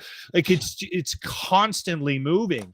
The thing about this community that Dean has developed is, I'm learning a little bit about it, right? Like, I'm figuring out how to get the momentum. I'm figuring out that if I do this, it works. If I don't do this, and that's the thing that I think is the reason why people are gravitating towards Dean in Canada, that have had some traditional radio background or television background or print background, because Dean is looking at things differently than the business has looked at. And it pays off a bit, right? Well, I here's the difference, right? And I will say this and I have no resentment towards the business of traditional media, none at all. I feel sorry for them. Like, I say words like newspaper, cable TV, radio, they go in the same bucket in my own mind as record player, 8-track, VCR, Betamax. Like that's how bad it is, or how good it is, depending on how you look at the opportunity to be able to do something for yourself, right? And this is the number one conversation I have with people. And I mean this from the bottom of my heart. It's, are you confident enough to do consistent content and not worry about what comes back? And people that come out of traditional media are not. Mm-hmm. They're not. People like Paul that come from day jobs are like ignorantly super happy because they're like, it's true. I just want to do content. Because I'm doing it for me and I want to be able to communicate. So there's no fear with people that come from traditional media, tons of fear for people that do. There are people out there that are coachable and people that aren't. But the one thing I will tell anybody, if you're thinking about getting into a podcast, first of all, if you're one of these people, if you're one of these businesses, you're one of these broadcasters, info@deanblundell.com. If you want help, if you're looking for a place to do content, we are not a charity, but my God, I got a soft spot for people that have nowhere to go. Like a massive fucking soft spot for people who want to do great content, for people who truly believe in themselves, people who want to be consistent. So if you're one of those people, info@deanblundell.com, or if you're one of those broadcasters, info@deanblundell.com, because I want to share this with people, right? This isn't like I found a dip, because all this was me saying at the end of my radio career, this is, and by the way, with hubris, I read all the Wikipedia stuff, loved reading all of it. I know I've got a history, but I had to say to myself, okay, are you going to be defined by what someone else says that you are, or are you going to go out and are you going to do your very best and start new? Because I couldn't take Radio Dean into Podcast Dean. I couldn't do it, right? No. You have to start new, because in my mind, when I started, I was like, and if you're a podcaster, listen very carefully to me, specifically if you come out of the traditional space, this is really important. Nothing you do in radio, nothing you do in television, nothing you do in print translates to digital content. You are not the same person there as you are behind a microphone or behind the brand of another company. You're just not. And everything is different here. So I literally had to start at zero, plugging in a microphone, finding out how to upload audio. That literally was where I started. And it took me fucking 3 days, 3 days. It's a lot of work when you don't know it, right? Yeah, absolutely. It's a shit ton of work. Can I highlight something that you said? And this goes back to the scared thing, they're scared of the unknown. I think a big part of that fear from being in traditional radio is this constant conversation about brand. Protect the brand. You can't do anything that upsets the brand. The brand is, and that has, I think, has done a lot of damage to people, because what they're constantly doing is they're constantly going into work and they're doing what they think they need to do to be successful and to hang on to their jobs, right? And in that, they're suppressing who they really are. Now, I think there's a lot of guys out there that open up the mic and are honest, and they are who they are. But I think there's more people in the traditional side of radio, terrestrial radio, that are playing a character that they think is going to give them longevity in this business. And that fear comes from that you can't have this conversation that you would want to have based on fear that you're going to upset the brand, right? Ray just put a comment up there and I want to read it. He said, this weekend, Dean told me the brand means nothing. 100% true. Mm-hmm. The brand means nothing. You know what means something? The people behind the brand.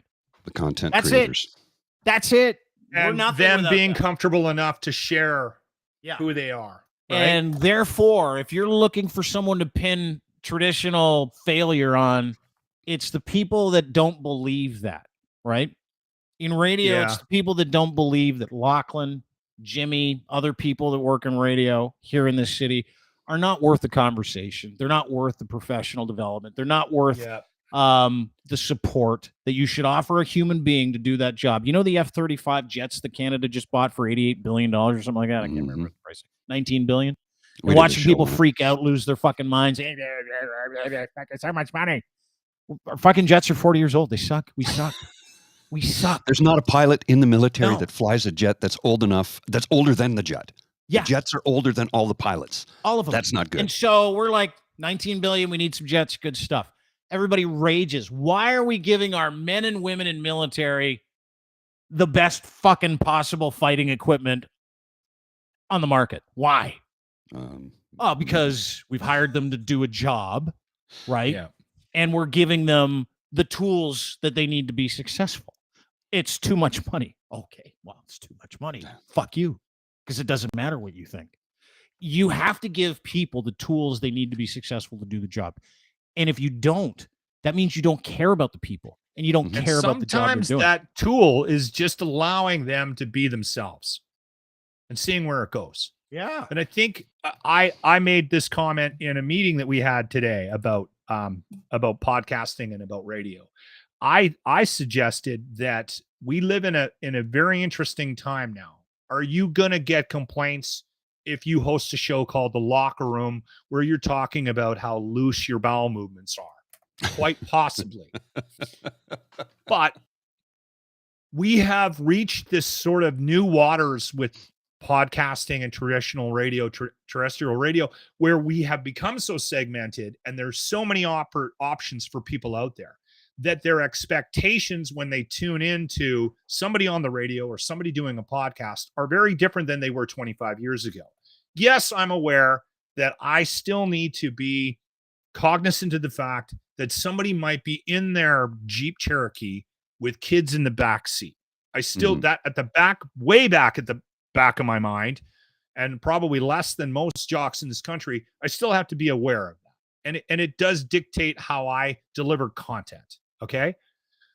But being so cautious about this brand and not being able to explain what the brand is pointless when we're having a conversation about podcasts. Because if you don't like this, go find something else. And most people are aware that, yeah, there's a billion podcasts out there. So if I don't like Lachlan's Bills jersey, I'll go find something else. So we live in very interesting times. The luxury we have now, just imagine that. The choice. We have the luxury now of not just choice from a listener's perspective, but also from a content creator's perspective. Yep. Let's put stuff out there that we actually give a shit about. Let's be real about what we're doing. Without someone telling you got to do it under a certain period of time or a certain set of circumstances. Yes, because you know what? The person that's going to complain about us, you just got to tell them. Don't worry about it. You don't like Lachlan, go find something else to listen to. Because there's 1,000 podcasts. Right? And not to mention so much easier in the world we live in. I used to get complaints all the time, man, like weekly. Now, disappointingly, I only get complaints about once a month. Like they're going way down. Dude, I need to start a complaint process that jacks that up then. Which, by the way, I have done. I have complained about radio people just to be a dick. But that was when I was on the radio. Where it was like, only people complain about me, so I started complaining. Can you send one into my boss, please? Yeah, sure. I sure will. Paulie, you were going to say something. Yeah, well, I was just going to say that one of the wonderful things about this medium that we're in right now is when you build the community that you build, we're able to interact with that community in real time right here in the chat. You can't do that on television or in radio. We have live chat right here. We can post up their things. We could even pull somebody in if we wanted to at any given moment. So building the community, reaching out to the community, communicating with them every single day, if possible, really makes a huge difference because then you feel like you're part of something. And as you said, Locke, if they don't like it, there's a million other shows you can choose from.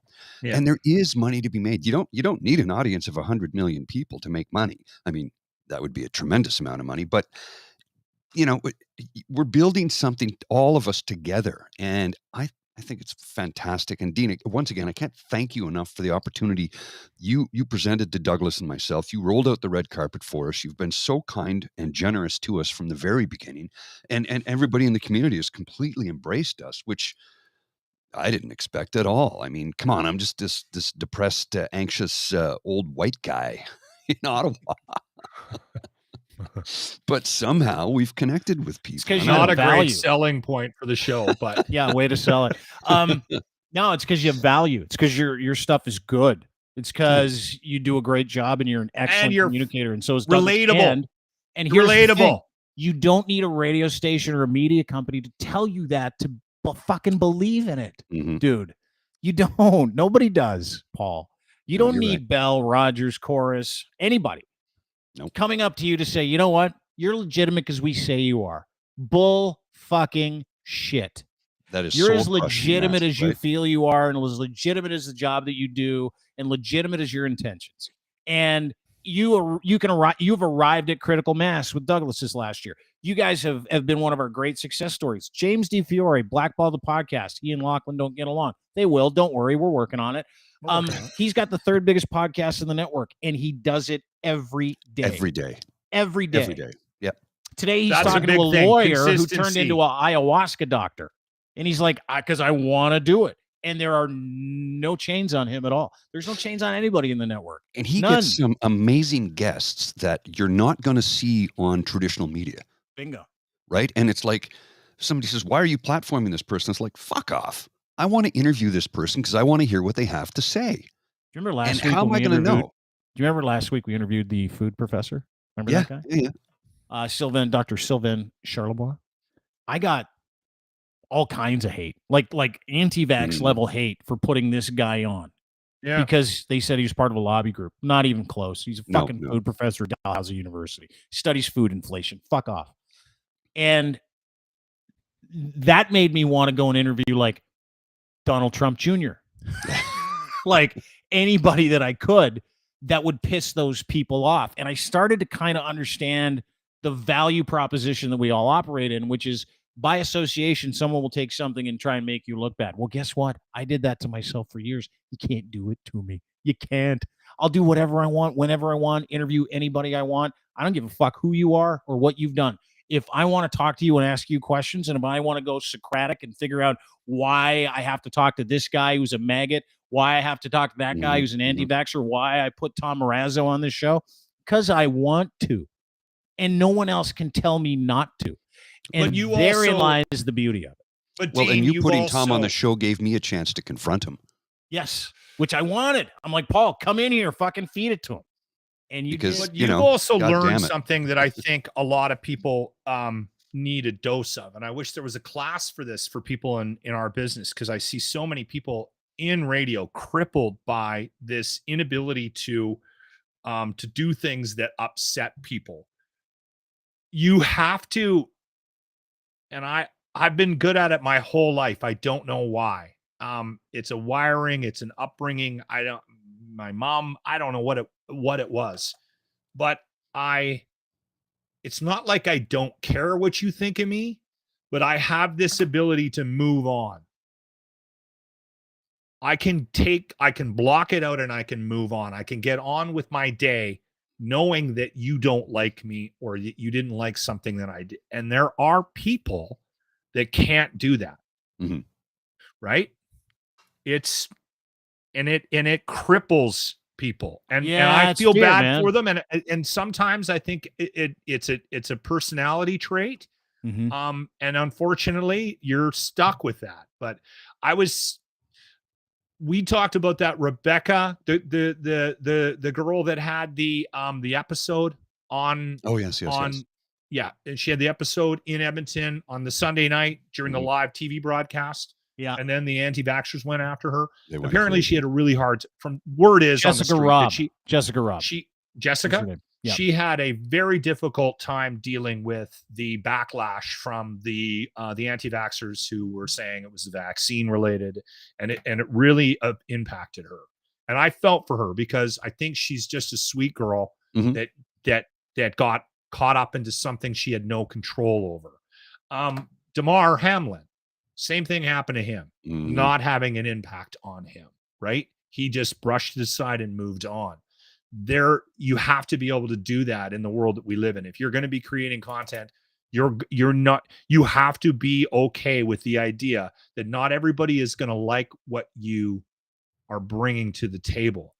And you can't sit there and make constant adjustments to how you're delivering content based on what you're worried about saying to upset somebody. Yeah. We had a guy last week who sent me a note in the middle of the show after we had commented about Danielle Smith changing gears again on this whole protecting the anti-vaxxers in Alberta. And she did it again. She did it a third time. She's switched gears on this statement that she's made in the press about how she's going to handle the anti-vax people that are dealing with court situations now. And I was like, stop lying, right? This guy sends me a note on text. Your show would be better. Your radio station would be better if you were more right-winged. Legit.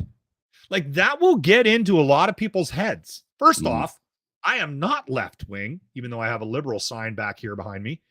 I am right-winged.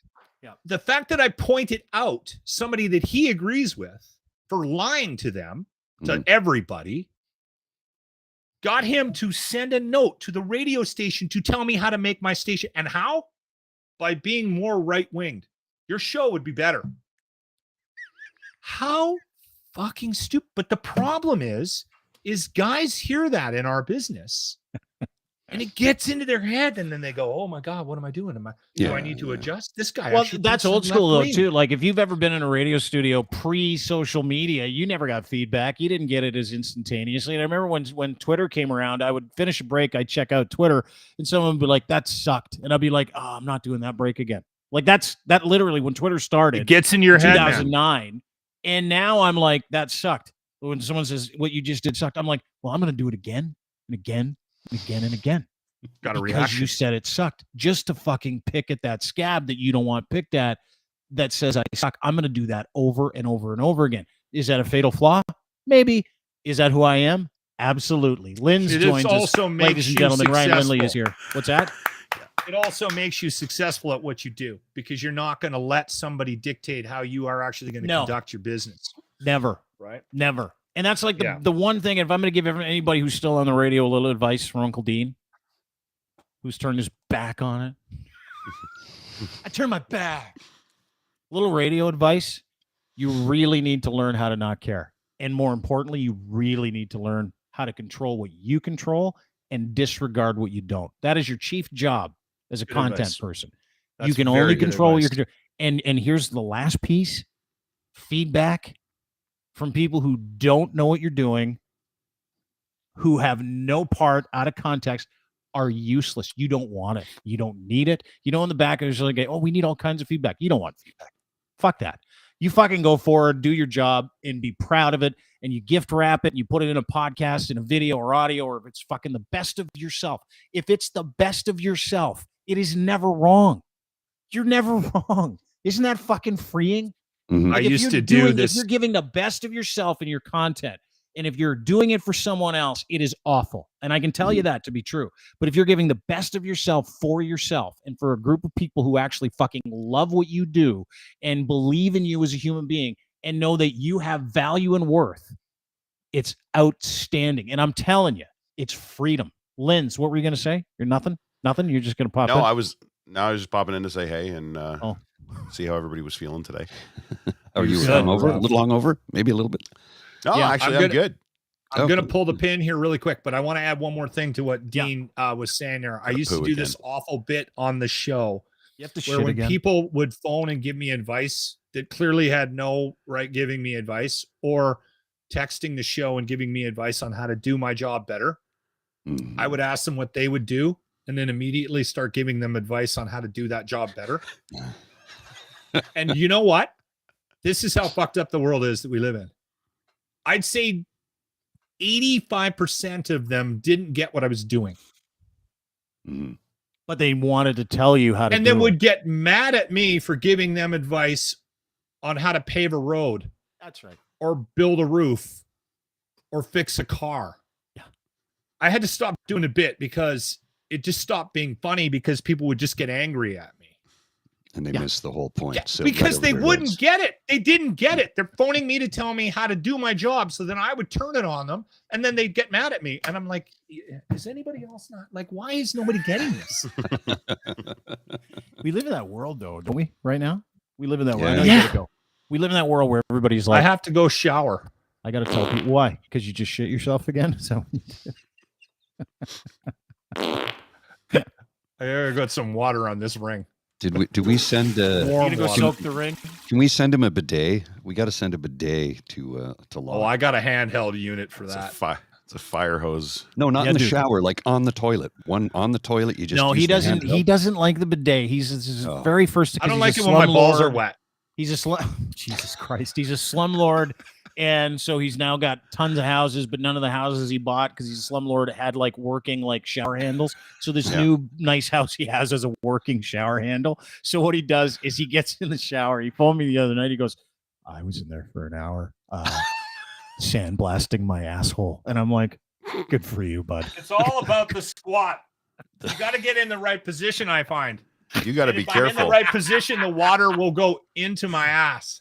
Yeah. So you clean in that area too. You get an inch or so in there, right? That's called you give yourself a little bit of a shower enema just to make sure the inside's clean too.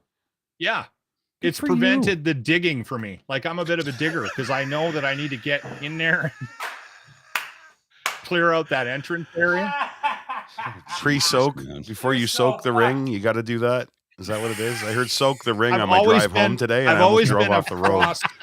I've always been a cross between a wiper and a digger, and I pretty much do both at the same yeah, because sometimes there's like a little extra that's like just at the door. It's like in the vestibule of your asshole where it's like the door might be open a little bit, right? Yeah. Like the breezeway of your button piece is like, it's like when slush gets into the door jam, you can't really close the door all the way. Yeah. Yeah. Lachlan's in and there all that's going to do is cause issues. I mean, you sit on that for an hour or two. I'm glad we finished with shit. What a perfect I'm the one in podcast. therapy, Locke. You need therapy for your fucking No, I admit that I'm a digger. No, he's proud of it. He doesn't care. He's one of those guys that likes to gift wrap conversations and give them to you and then walk away and go, I just blew their minds. You guys deal with that. Yeah. Here's a stick of dynamite. See ya. Yeah, no kidding. How you feeling, Linz? Big weekend for you. We played. Do you want us to play the Saturday night video or no? I don't know what night do you remember anything this? was. No, I remember a few videos being taken. You were a legend this weekend. I had a lot of fun. You were a fucking legend this weekend. We did well. I think we did well. I think that was our first business trip, right? First event, like Niagara Wine Festival. Yeah, it was our first over like full event. We've done small stuff in the past together, but nothing like that scale. Legit. That was just fantastic. Oh my god! When the organizers of the Niagara Wine Festival, the biggest in the world, call you and they say, "We really want you guys to come down and do what you do, but you need to come down and do it down here." And then we're like, "We're going to bring the crew." And they're like, no problem. And I'm like, are you sure? And they're like, yeah, why? And I'm like, well, because of stuff like this. What a day. What a fucking day. We did all the tourist shit today, all day. All day. And I felt like I don't live 45 minutes away from Niagara Falls today. I honest to fucking God, like, I feel like we did 3 days worth of shit today. But we got to see 99 Estate. We got to see the other ice bar, Peller, the ice bar. I love this man, man. This is my guy. I love him. This is my guy. Anyway, I think this is a wrap from Niagara Falls. We go home tomorrow. Good night. Good day. Prior media. Lock the fuck on. Let's get it done. I don't think we would have lasted any more than that. I don't think we would have lasted more than that. Do you remember that? I do. You know what? I actually wasn't. It's funny. I thought for sure I was going to be absolutely gibbled by the end of that wine fest because I had so many tastes of different kinds of wine while I was there. You know, we weren't doing the cocktail thing. We were just doing actual tastings, but I paced myself really well for the event and ate and talked to chefs. And so I was busy, but the, if anybody was to be to blame, it would be the old guys in the VIP at that bar. because those guys were so smart and so funny, and they kept you engaged while they're just sitting there pouring you more wine. And at one point I looked at Ray, I'm like, we need to leave. Like, we need to leave this area here at least, because these guys are horrible influence on us, right? I kept telling them, I said, how the hell are we going to interview anybody? We're not going to be able to talk. Yeah. But no, we had a blast. Ray hanging out Ray with was Ray a superstar. Absolutely. You know what I mean? An Like, awesome dude. Yeah. watching him operate in like when he's in his element, absolute rock star. Like that guy, he's going places. Well, gentlemen, I was going to drive down, but we got 30 centimeters of snow here on Friday. So I thought, let's just not add to the carnage on the highway. Drive 6 hours on a Friday. Oh, it would have been worth it. It was, dude, really Niagara was. Falls is just incredible. Like, you forget how Oh, yeah. cool the area is. You forget all the amenities, but the people there are just so nice. Like, just to get out of the city of Toronto, right? Like, I live in Toronto. I bake in Toronto. I Yeah. watch people in Toronto. I fucking drive around Toronto all the time. And everybody's in like a rush, right? Not Yeah. Niagara People Falls. down there, Everybody's chill. dude, it's been closed Chill. for fucking 3 years, Niagara Falls. Yeah. 3 years. And it's like the party fucking bachelor pad capital of the world. I saw bachelorette parties, bachelor parties, birthday parties. Yeah. It's got everything. Like the Best Western, Doc McGilligan's is one of the great. This was a pub that was built in Ireland, assembled, and moved then over. taken apart and sent over, and then put back With together. the It's like a Irish legitimate- contractors. Yeah, they Oh, even sent the nice. Irish guys over to put it together. Paul Cade and his family, just unbelievable. And the pride that those people have in that area too. Like families that built that area, like the Cade family, just unbelievable people. But like to a person, and I don't know if you saw this, Linz, and I know I'm waxing What's about that? tourism and all that other stuff, but No, people there were so grateful to see people coming to the city. Like, I've never had that kind of welcome ever anywhere. If you Never. haven't been to Niagara Falls, now's your time to do it, because it's been like 3 years, and It's been 3 everybody years in the since I've falls been. is like, "Oh, it's so good to see you. Yeah. What can I get you? I'll get you anything you want. Just stay, enjoy our city, love the wine, try the food." You know That's what I felt like. you know what I got? I got the feeling of you were looking at people who have done great business for years and years, and always been like the guest experience is the utmost priority in Niagara Falls, and always has been. And you're watching people who were literally standing on the brink of the edge of the falls, about to be pushed over by COVID, Mm-hmm. who were given that opportunity to get reeled back and have at it again. And they're grateful. They're just grateful to see you. The warmth, the engagement, like it's not like walking up to a cashier who's half on her phone, half ringing you in. It's this is like old It's genuine. school, and it's old school hospitality, and it felt so nice, and it was just such a unique, neat. And even when we weren't like pressed up, we didn't have our passes on or anything, nobody knew who you were. They treated you just as well, you know. Like, I can't say enough for the people that hosted us. Everybody, every single person that was involved in this event, just hats off. Like, and I've done events. I used to work for a promoter. Nothing compared to this event. Nothing compared to what Tourism Niagara puts on. Nothing compares to it. You know what I was thinking of doing selfishly? Because we interviewed the mayor, and he's like, take my number. Anything you need, let me know. I'm like, Jim's a great guy. You know what? I'm Jim Diodati, mayor, dude, greatest sales guy in the world. Oh yeah. I'm like, you know what we should do? We should do a monthly banger down in Niagara Falls. Kind of like our pubcasts. Do Every a once month. a month thing. Yeah, every month we go down with a crew of people, and we spread out, and we do different shit, and we go and represent that area. Yeah. When I was down there, I was like, why does anybody even live in the city anymore? Like, why do I live in Toronto? Why bother? Right. And I was talking to Jim, and he's like, dude, so many people have come down here from the city of Toronto. Oh, here's Ray. Here's Ray. I sent him the link. What's up, dog? You good? Hey, brother. You know, content all day on Saturday. Yeah. And you got to post a video that clock. Posted the video of him off the clock. You guys put it online. You guys put it on Twitter. It was on your social media. I just went and grabbed it, and I wanted to show everybody how much you guys loved each other. That video. Well, let's play it again while you get on Chrome instead of Safari, because your audio sucks. So get on Chrome. and I'm going to play it again, or maybe I'll hop on another computer because I want to talk to you about this. Dude, you and Ryan are like best friends. Like that was that portion of the evening where you guys have had a couple of libations and you're like, I love you, man. You're the best guy I ever met. Hey, we I love you, man. We had that exact same conversation Sunday morning waiting for the car service to go home. So that you can't say it was only the booze. I love that man. That man is a good he's man. An easy man to love. Ray, you were like a hit. Not only did you look like a millennial hitman, as you can see here. Not only did Ray look like a millennial hitman, you were like the life of the party. Everybody was like, "Who's that guy?" I'm like, "That's fucking Ray Rout. That's who that is." And that's Ray. And go figure, doesn't Alberta show up the best dressed that night? Right. Totally putting Army Chris, putting bow to bed. tie, tucked Totally up. putting Look to at him bed going. our usual misconceptions of our friends from the West. Army Chris came in a tux. Yeah.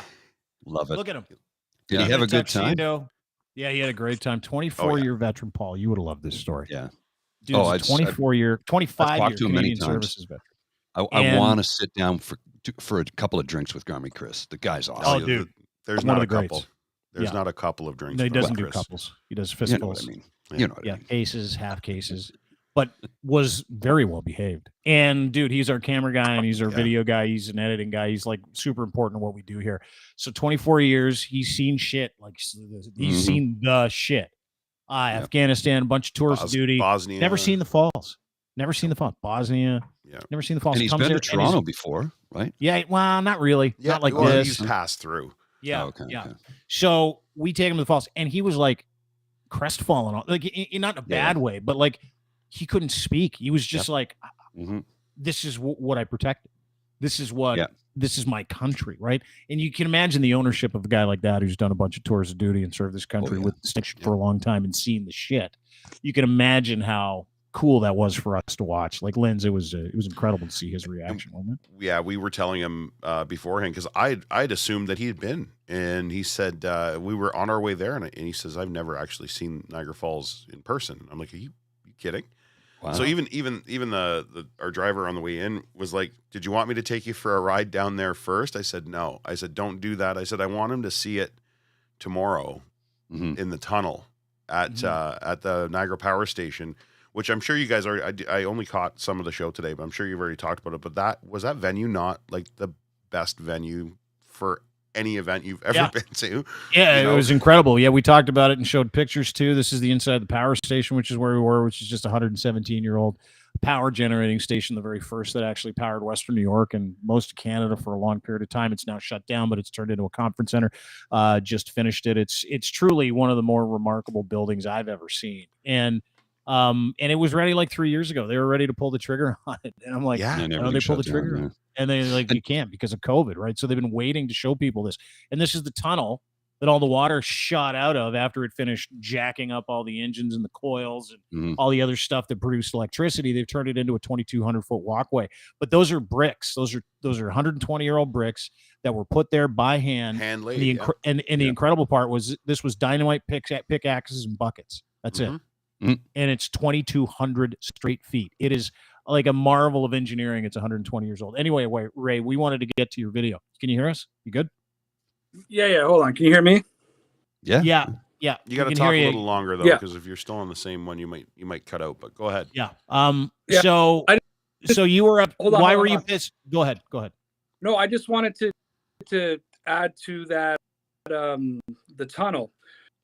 I don't know if I'm not sure if you guys talked about, but Rook, Army Chris, and I got to go to, and weekend, but that whole day we really saw our camera lenses, right? Like a lot of it would trip, and I got to give Rookie like, and we're filming and we're taking our shot off on social media, and then Rook, why don't we look at this with our eyes for a minute? Like, three of us stood there. In a moment when you're standing there, holy shit! Hey, dude, can you switch to Chrome? Switch to Chrome. We'll wait for you. We can't hear you. Switch to Chrome. Can't hear you. Yeah, your audio keeps cutting out if you're on Safari. So do you just want to log in from your computer and log back in? Yeah, can you do that for us? Yeah. Okay. Yeah, log in. I'll wait for you. It's a podcast. I don't care. I'm easy. Yeah, it was something else though to watch the reaction of I've never seen somebody like Chris get taken aback, speechless. You can't shock that guy.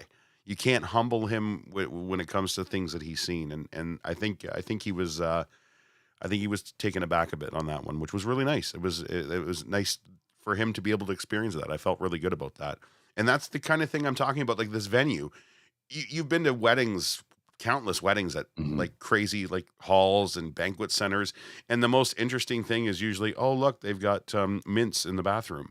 Yeah. This place as an event space, it has you'll never get bored. Like you will never ever say no to an event at that place. If you've gone once, you will never ever make an excuse not to go to a wedding if they're holding great it shitters there. too, like unbelievable bathrooms. You did a like, shitter tour. I did a shit everywhere I gone. Like I always, I don't know what it is. Like I used to do these public when I was down on my luck. I'm like, maybe I'll just review public bathrooms at gas stations. Years ago, there should be an app for that. But I'm like obsessed with clean bathrooms and nice bathrooms in places, right? I'm also equally obsessed with never going into a bathroom where it looked like they were fresh off a backyard abortion. So I'm a big fan of bathrooms, especially clean ones. This place had floor to ceiling single stall bathrooms with the door that shut perfectly, and it was the cleanest bathroom I've ever seen. And on the way out, you can get a mint, a comb, a tampon, and a Band-Aid. It was incredible. You could get all of it. It was the nicest bathroom I've ever been in my life. So if you need to go to the bathroom ever and you're in the Niagara area, do yourself a favor. Try and take a dump at the Niagara Power Station. It's one of the greatest bathrooms you'll ever be in. You know what? It reminds me of New City Gas in Montreal, if you've ever been. No, the venue is very similar to New City Gas in Griffintown in Montreal. I thought we'd move from incredible venue to conversation. No. Sorry, guys. Sorry to disappoint. I haven't seen the shitters, so I can't make a comparison. I want to do like a map. I want to do a map of like the GTA's cleanest shitters. We need an app. I said, we really make an app. Do you remember? I think it was George Costanza on Seinfeld said he wanted to do this once. There is an app. Is there an app? Yeah, somebody in Ottawa built one because, Ottawa being the nation's capital, which gets a lot of international tourists, we have next to no public washrooms in downtown core. Like you have to go into a shopping center or a store or a restaurant. Is that why the convoy people were shitting on the street? Yeah, but basically shitting and pissing everywhere. Thank you very much. But so this guy created this app that both gave you access to any public facility or a facility where you could get in without getting a hassle, and the cleanliness of each one and that and the other thing, because they've been lobbying for years to get more public spaces built in the core. There is actually a public shitter on Parliament Hill, open to the public from the outside, like literally on the hill. You don't have to go into the building. I kid you not. Seriously? Yeah, it's been there for like 100 years. Is it a nice bathroom? Yeah, actually it is. Is it clean? Is it a place you'd go to the bathroom in? Because I got a real problem pooping in public. Well, yes. Now, the last time I was in it, it was when the West Block was still under construction. So that whole area was under construction. But I saw the design of what it was going to look like, and it's like, oh, that's fabulous. Yeah, I'll go there. Right. Sorry, we're just waxing over the bathrooms at the Niagara Power Station. Now, back to what you saw. And you said something pretty spectacular prior to getting off and popping back on again, that nothing can prepare you for what you saw and where we saw it at the Falls, right? Yeah. Can you guys hear me better now? Yeah, way perfect. Better. Okay. Yeah. So Army Chris, Rook, and I, we I'm not sure if we're supposed to do it, but we took a little bit of a private tour at the beginning down that tunnel. And this whole week, we watched it through the lens of our camera, and we admit that like it was hard to take a lot in because you're trying to get content, you're trying to get on socials, produce quality content, because that's what I do, except when I'm off the clock and all that kind of shit. But you're trying to get, and then we walk the tunnel and we're having fun, and we take that shot of Rook, and I think I was pushing him around in a wheelchair. Like we're just, we're trying to get some good stuff, and then we're filming the falls and we're doing our socials, and Chris does a hit on it. And then Rook just did the most amazing thing. He just says, boys, let's just put the cameras down for a second and take this in with our eyes. And the three of us stood there. It was freezing cold. The wind was whipping, but we're just standing there, staring at the base of one of the wonders of the world. Something that's an hour and a half drive away from me. That was my second time going. And I don't know. It was at that moment like that I actually really appreciated where we were and what we were doing this weekend. It was really, I appreciated being there, but it was a work week. You know what I mean? Like we were trying to capture film, and as you guys probably know or saw, this is my online persona. I'm a much more dialed down guy in real life. You know, I'm boring in real life in that sense. So it was, yeah, but it was, I think that it was, you know, I bring myself up all day to make sure that my content is good and whatever. And the only, like, you know, except for when you guys made me go on the sky wheel, that was ridiculous. But and I farted. And I farted on the sky wheel. Did you, dude? And Ray was shitting his pants on the sky. It was a Ferris wheel. He's afraid of heights. I got to get that video. And by the way, just a quick break. So Lynn's is 12 bell hungover on Saturday, right? And so we stop. First thing we do, I'm like, we got to get Caesars. Get these guys some Caesars. Get them Caesars. And I had a very large bean burrito the evening before. Yeah. Okay. So we get into the sky wheel, it's called, and it's a big Ferris wheel downtown downtown Niagara Falls. It's on Clifton Street, isn't it? Just off Clifton. Yeah, that's Clifton right. Hill. And Clifton Hill. it's right behind the Great Canadian Midway, which is also a great arcade. So anyway, we're in this thing. It's hot in there because the heat's coming out. Lynn's is doing one of these. Oh, I don't feel great. And I'm like, don't worry. So I farted, and it was a warm fart. So I knew it was going to smell terrible, right? Like it was just going to be an awful odor. And I just sat there and looked at Lynn's like this, waiting. And out of nowhere, he looks at me and goes, you're fucking disgusting. Did you shit your pants? Disgusting. You shit your pants. And I put my hand, I sat there like this, and he was like, oh my God. And his eyes start watering. And then I look at the camera guy who's right next to us, and I'm like, can you smell that? He goes, dude, it's really hard not to smell. We're in like a chamber, a closed metal chamber, and you farted. And then I looked at Lynn's, and he's like, we got to get off this thing. It's like being in a car with the windows rolled up and your dad farts. That was the whole idea. And I'm like, dude, I'm just seeing if you're awake this morning. Great to see you. It was, and the funny part about that was the camera guy actually, the quote was, COVID took away my sense of smell, but I can still taste that, is what he said. And so we're now trying to get out of this thing. Yeah. Chris is afraid of heights. We look behind us at the other car, and then the other car is full of people afraid of heights at the same, like it was an absolute fun experience. We'll just leave it at that. It was a good time. I feel sorry for whoever got into those cars. Oh yeah, and I got out of that car. That was the best part. I got out of that car, and I saw a nice family of 5 go into it right after I got out. Yeah. Nice car. Yeah. It smells like farts though. Little kids, they're all died. They've never cannot wait. This is going to be the best experience of my life. And that's what they got. I don't want to ride in a car like that ever again. It smells like farts. Oh, it was the worst. Okay, hold on. I think I got the video here. Hang on a second. I got Ray's video. Oh, hang on, just a sec, Ray. I gotta get this. Is you on the sky wheel.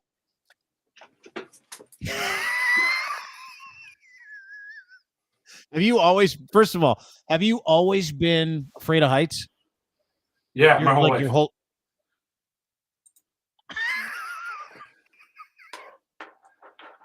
Have you always been afraid of heights? Yes or no? Yeah, always. Okay. Bad? Yeah, I tried to get out of this. I was telling Brooke, like, no, I'm scared of heights. I don't want to go on this thing. I didn't know that. You were in the group behind us. Let's watch it together.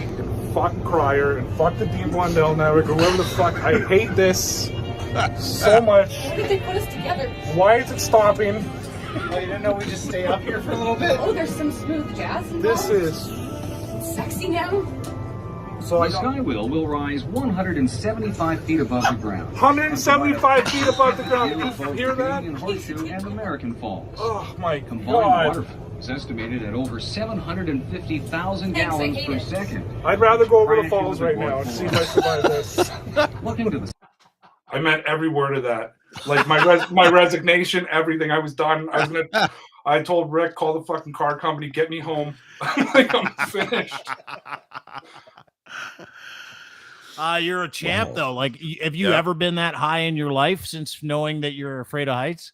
Not on purpose. No. Like I don't go on Ferris wheels. Like no. Like I got to take clonazepam to get on a plane. Like you don't understand. Like my heights is my height. Oh, like wow. it's I'm not scared of anything except that. because when you fall, and when we were going down, I kept going like, okay, this is just paralysis height. You know, this is like, all right, this is just some bruises. No, we're going back up. Fucking going back to death. Like it's falling doesn't hurt though, dude. Paralysis height. No, it's landing. It's the landing that hurts. It's the sudden stop at the end that hurts. Yeah, but the fall, not from 175 feet, dude. If you fall from 175 feet, you're dead. You don't have to worry about it getting hurt. No, it would hurt going down. Yeah. No, it's luckily for me. I got a heart condition. My heart would just explode before I got there. So it's just.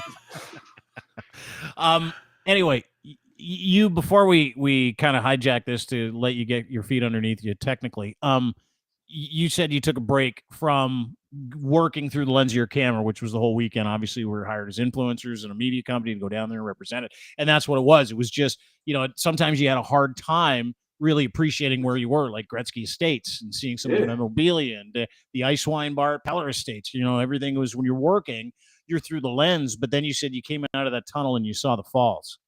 Yeah. And I mean, if you go on my Instagram account, I was picture-wise, I was capturing the whole weekend. And as my wife would tell you, I had my online face on or my podcast face. It's just, my Mr., the millennial hitman look that you try. And yeah, right there. Yeah, that one right there, right? That's the guy. Yeah, that's the guy. The online persona. But that picture that I put out, and it's of Rook, Army Chris, and I just standing on the falls. I mean, I think you look at all three of our faces, and you can kind of just see that we were in the moment, and I think when you're, and I mean, away from that stupid video that you played, we did do a lot of shit on Saturday, right? Like it was just one place to another, to another, to another. Like it didn't feel like a vacation. It was a great, cool experience. It didn't feel like a vacation, but you weren't really sucking it in. And I think we took 10 minutes just standing there and really, we put down the cameras and just kind of appreciated where we were in life. And I mean, and that's just nature, right? Like that's just a gift from the world, like that Niagara Falls, and it's amazing. Yeah, there it is. That's the platform. That's where it spits you out, right? Like I was the same. I was like floored by it. That's the Canadian side. There's the American side. And again, I feel like we're Fodor's travel magazine talking about Niagara Falls, but it was what it was. I mean, if you haven't been that close to it, if you haven't been like, as Chris has pointed out, he's only ever seen it at night, hammered out of his mind. So, just to take a second to sit there and go, man, this is truly fucking incredible. It was awesome. It was just an awesome experience. And when you work and you're working and you're organized and doing all that stuff, if you get a chance to take a minute, highly recommend you go and actually do that tunnel tour. Do the actual tour if you can to go out and see the falls from that area. It was just fucking awesome. And nice to see they had that, like you said, they had that ready just at the start of COVID, and then that was it, right? Mm-hmm. So it's never really been utilized yet. And that venue, man, anybody can rent that too, correct? Yeah. Oh yeah. Oh yeah, it's free. Yeah, it's Niagara Parks. Yeah, Niagara Parks. You check it out on their website, and you can have a wedding. You can do whatever you want. Throw a party. Crier Christmas party. The same. Crier Christmas party. Christmas party is going to be down there. Yeah. I'm in. Yeah. No, I agree. I try to keep myself out of the idea of I'm pretty local. Like I live there, right? Like close enough, and I put myself in the mindset of pretend you've never been here and like act as if when you get there. And when you take yourself out of it and we take advantage of the fact, or we take it for granted that we're so close. It's amazing. It is truly, and it does it. Yeah, sure. It's got the tourist stuff and people call it tourist traps, but you know what? Everybody loves them. I don't care who you are. There's a reason why they're there, and they're so successful, and they're always going to be there because it's fun. You just have a really fun time when you're there. So it's Las Vegas in Canada, basically, is what I've tried to explain it to a few people. Very Vegas-like in that there's a million things. There's a Wolfgang Puck. There's a great, the casino, the Falls View Casino, when it opened, it was the largest influencer casino floor in all of North America. Nobody in Vegas had a floor as big as Falls View. No, I didn't know that. Yeah, when they first opened, they were the big. I think it's since been surpassed in Vegas because everything has to be bigger in Vegas. But when they first opened, they were bigger than anybody for their floor. Now the hotel in Fallsview is very tiny compared to all the hotels around it. Yeah. But the casino itself is large, and the whole area there is just amazing. I love going down to Niagara Falls for the weekend. It's a blast. My buddy used to run pool jet boat tours there, so I used to be able to go down and into Niagara on the lake and take a tour on the jet boats. They go right up to the gorge, and that was amazing. He got into a serious motorcycle accident about a year or two ago, so he's still recovering. Oh, thanks for including that. Darkness well, in the that actual took it cover. down a notch. Yeah. That's why he used to be the guy who ran the place. I wish you would have called me and told me that when I was there. That would have. Here's Ray experiencing the falls. This is, by the way, this is influencer Ray. Okay, experiencing the falls, which explains the getup. Which, by the way, you look fucking awesome. I did. I don't know when I'm ever gonna have another chance to be a part of one of the wonders of the world. At the Chris, base, at the base of the wonders of the world. This is crazy. All because of Crier Media. Me and Ray are actually holding hands off camera because our wives are at home. Don't tell our wives though. Yeah, That's the important part.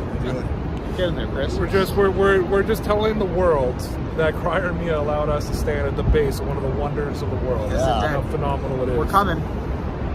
Watch out. Yeah, that was threatening too. I like it. Influencer. Can I give you guys a little behind the scenes of that? Yeah, sure. Chris must have told me 50 times. Rookie must have told me say 50 times. Say base of the wonders of the world, and I fucked it up. Like I was supposed to say I'm at the base of one of the wonders of the world, and he kept saying the base, and I grabbed my phone and just totally forgot what I was supposed to say and fucked that whole thing up. And I wasn't drinking yet. That was still me being okay. So yeah. Don't give me a script. That's what I learned that day. Don't worry. There was one point in that evening, we're going to talk out of school here a little bit, where it was after we were done our commitments. We were all kind of just getting ready to pack up, and Ray had come up to me, put his arm around me, and he said, I have a choice to make here. He says, I either have to go to bed or I have to get really drunk. Because he was on that, because we had he had a long day the night before for a work thing, and then came in, like he traveled Saturday and he dove right in with us, right? So it was like we weren't sure what's so you got to get drunk or we got to go to bed. I said, well, the wine's here, man. Let's go. That's an old school thing. You're like, I'm at that point, and everybody has it when you're drinking. It's the jump off point. Either going home and going to bed, or I'm gonna fucking gear it down. And guess what he did, ladies and gentlemen? What a day. What a fucking day. We did all the tourist shit today, all day. All day. And I felt like I don't live 45 minutes away from Niagara Falls today. I honestly fucking God, like I feel like we did 3 days worth of shit today. But we got to see 99 Estate. We got to see the other ice bar, Peller, the ice bar. I love this man, man. This is my guy. I love him. My guy. There it is. There it is. I think this is a wrap from Niagara Falls. We go home tomorrow. Good night. Good day. Crier Media. Look at the guy in the background. Fuck on. Let's get it done. I just noticed him. Did you see that guy in the back? Can we get a shirt? I'm just laughing. No, I'm just laughing at the love that happens when guys are like 12 out of 10 wasted. Because that's like, if you're 10 out of 10 wasted, chances of a fight. When you're 12 out of 10 wasted, you're like, I love this guy, man. Can we get a shirt that says Crier Media or Rock the Fuck On? Because I think that's the new slogan. Like, how is it not? I just love the fact that Ray thought that was a 2-camera shoot, because one eye was going that way and the other eye was going that way. Yeah, that was deep. And we argued with Dean that video was good. No, we're representing the brand. I remember that. I remember that argument. Because they filmed this thing, and I know, like, I've been with them all day, and they're having a great time. And Dean was right across from us, by the way. And I'm sitting right across from them. They're doing this video, and I go, "Hey, fellas, not for nothing. Just make sure you're not 12 out of 10 wasted posting stuff online, just in case it's not you or who you." And you know what? I came to fucking really appreciate the fact that I got overruled, right? Overruled by both of these guys. They're like, they looked at each other. They had a little powwow. They go, "It's going up. It's going online. I'm doing it." And I looked at Ryan's wife, and I'm like, I guess they're putting it online. And she's like, it never matters what dads say anyway. Never matters. And here's the other thing. This is the other thing. Dad. You know, when I used to do radio, I'd go out on these trips and these junkets, and I have handlers and like bosses that would come with me to make sure that I was, showing up on time, not getting too drunk, all that other stuff. Like promo people that I worked with. Yeah. But I was that guy this weekend, and that was a fucking rush for me. Where you're like, "You okay? Can I get you anything? Are you all right? Hungover, let's go get a couple Caesars, some Advil. Do you need Advil? Let's go, everybody. Let's go." And at the end of the night, everybody's tanked, having a great time, really enjoying themselves. Dr. Gilligan's fucking great bar. One of the best bars I've ever been to. And maybe some of the best food I've ever had too. But long story short, I go there and I'm like, I've graduated to being the old guy that just goes, "You okay? You got to ride home tomorrow? Everybody good? You got a place to stay tonight? Do you have Advil? Do you need Pepto? What do you guys need?" Yeah. And then I pieced out, went home, 1:30, got a burrito, had a lady who was rocking back and forth. 2 nights in a row, I had a burrito at 2:00 in the morning.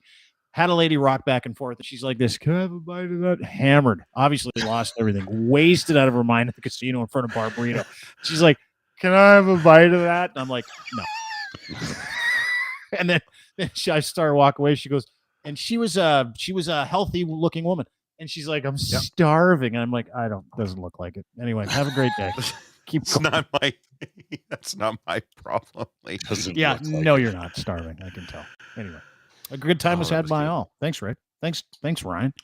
Paul, you should have been there. Thank you. Would have had a blast. Next time, I promise you I will be. This Saturday, though, we are doing the pubcast from Lieutenant's Pump on from 2 to 6-ish. Sometimes we go a little bit longer. It depends on how many drinks I get into me. But all right.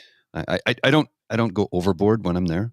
Honestly, it's like I'll have maybe 3 in a 4-hour period. So well, then Ray's not coming. Yeah. No, we're not going to be. Neither is Ryan. Listen, I told you I've screwed this whole thing up. I drank like that once a year, and I did it. I told you I did it in January. Like now I got 11 months of nothing. You're done for the year, are you? Like I'm gonna don't invite me anywhere. I'm not interested. Don't invite me. He's halfway in the bag. We're riding around all these beautiful wineries, and he looks at me. He goes, "I get drunk once a year, and I didn't want to blow it in January, but yet here we are." I was good at the wineries. It happened late. I fulfilled all my commitments that day. You were, dude. You were a rock star. Like people emerged as influencer heroes this weekend. Karima, which is no big deal. She was there. She was awesome. Everybody wanted her time. It was awesome to watch. Ray comes out. We own the place. We had media people, like real radio stations, television stations going, "Where are you guys from? What are you guys doing? How do you get so many people down here? What's happening? Who's that guy?" Go ahead, Ray. Yeah. When you were doing the interviews with the important people, Rook and I were laughing because we were watching this camera crew and they were some television station waiting and standing and watching you the entire time. Yeah. And they gave you so much time, they gave up and left. You could tell that you were with the mayor and they were waiting for the mayor and we were watching them and they kept sitting there tapping their foot and you had the mayor for a while and they finally just left the venue. So overtook everything. Outstanding. Yeah. I snagged told the you. chef. They did? Wanted the chef. I texted the chef. The chef gave me his number, the executive chef from Niagara Parks. I texted him. I said, we're ready to go. He's like, "Oh, great." And as he's walking towards us, they stop to talk. And he's like, "Oh, sorry, I have to talk to the." They just kept walking. It was nice. So good. It was so good. I got a real commitment. I got to go do a real interview. I'm not doing one with you. Yeah, sorry. So I apologize if you're traditional media and we kind of suck the air out of the room. Sorry, not sorry. It's kind of one of those things. We were just more fun to hang out with, it seems like. Always. Yeah, pretty much. Anyway, I want to thank everybody from Niagara Falls. I want to thank Jim Diodati and Dorian Anderson. She's a lovely lady. She's the director of the Niagara Ice Wine Festival and the Wine Festival. Our friend Brandon, everybody who was down there that made it so incredible. And 3 more weeks, by the way. So go get your Discovery Pass. NiagaraWineFestival.com. If you go there today, you can get your Discovery Pass. 3 more weekends of this. Head down there. Go and enjoy it. Lovely people. They've never been more willing to do whatever you need them to do. One of the most hospitable cities in Canada. So please go and enjoy it. I want to thank Ray for being there. And don't forget, Ray also just popped a brand new YouTube channel. Ray, where can we find your YouTube channel? Yeah. Other than on YouTube. Never mind. He just split. Gone. He's got a new YouTube channel. Go and look for it online. We'll post it in the description as well. That is Ryan Lindley from the Sheeple Shepherd podcast, as well as the Lynn's Report. You can download, subscribe those podcasts. Always good to have you. Great job this weekend. You were just terrific. And by the way, it's between you and Ray for the two best drinkers I've ever seen in my life. Without question. Who loves who more? Who gets the crown? Yeah, who loves who more? Who gets the drinking crown?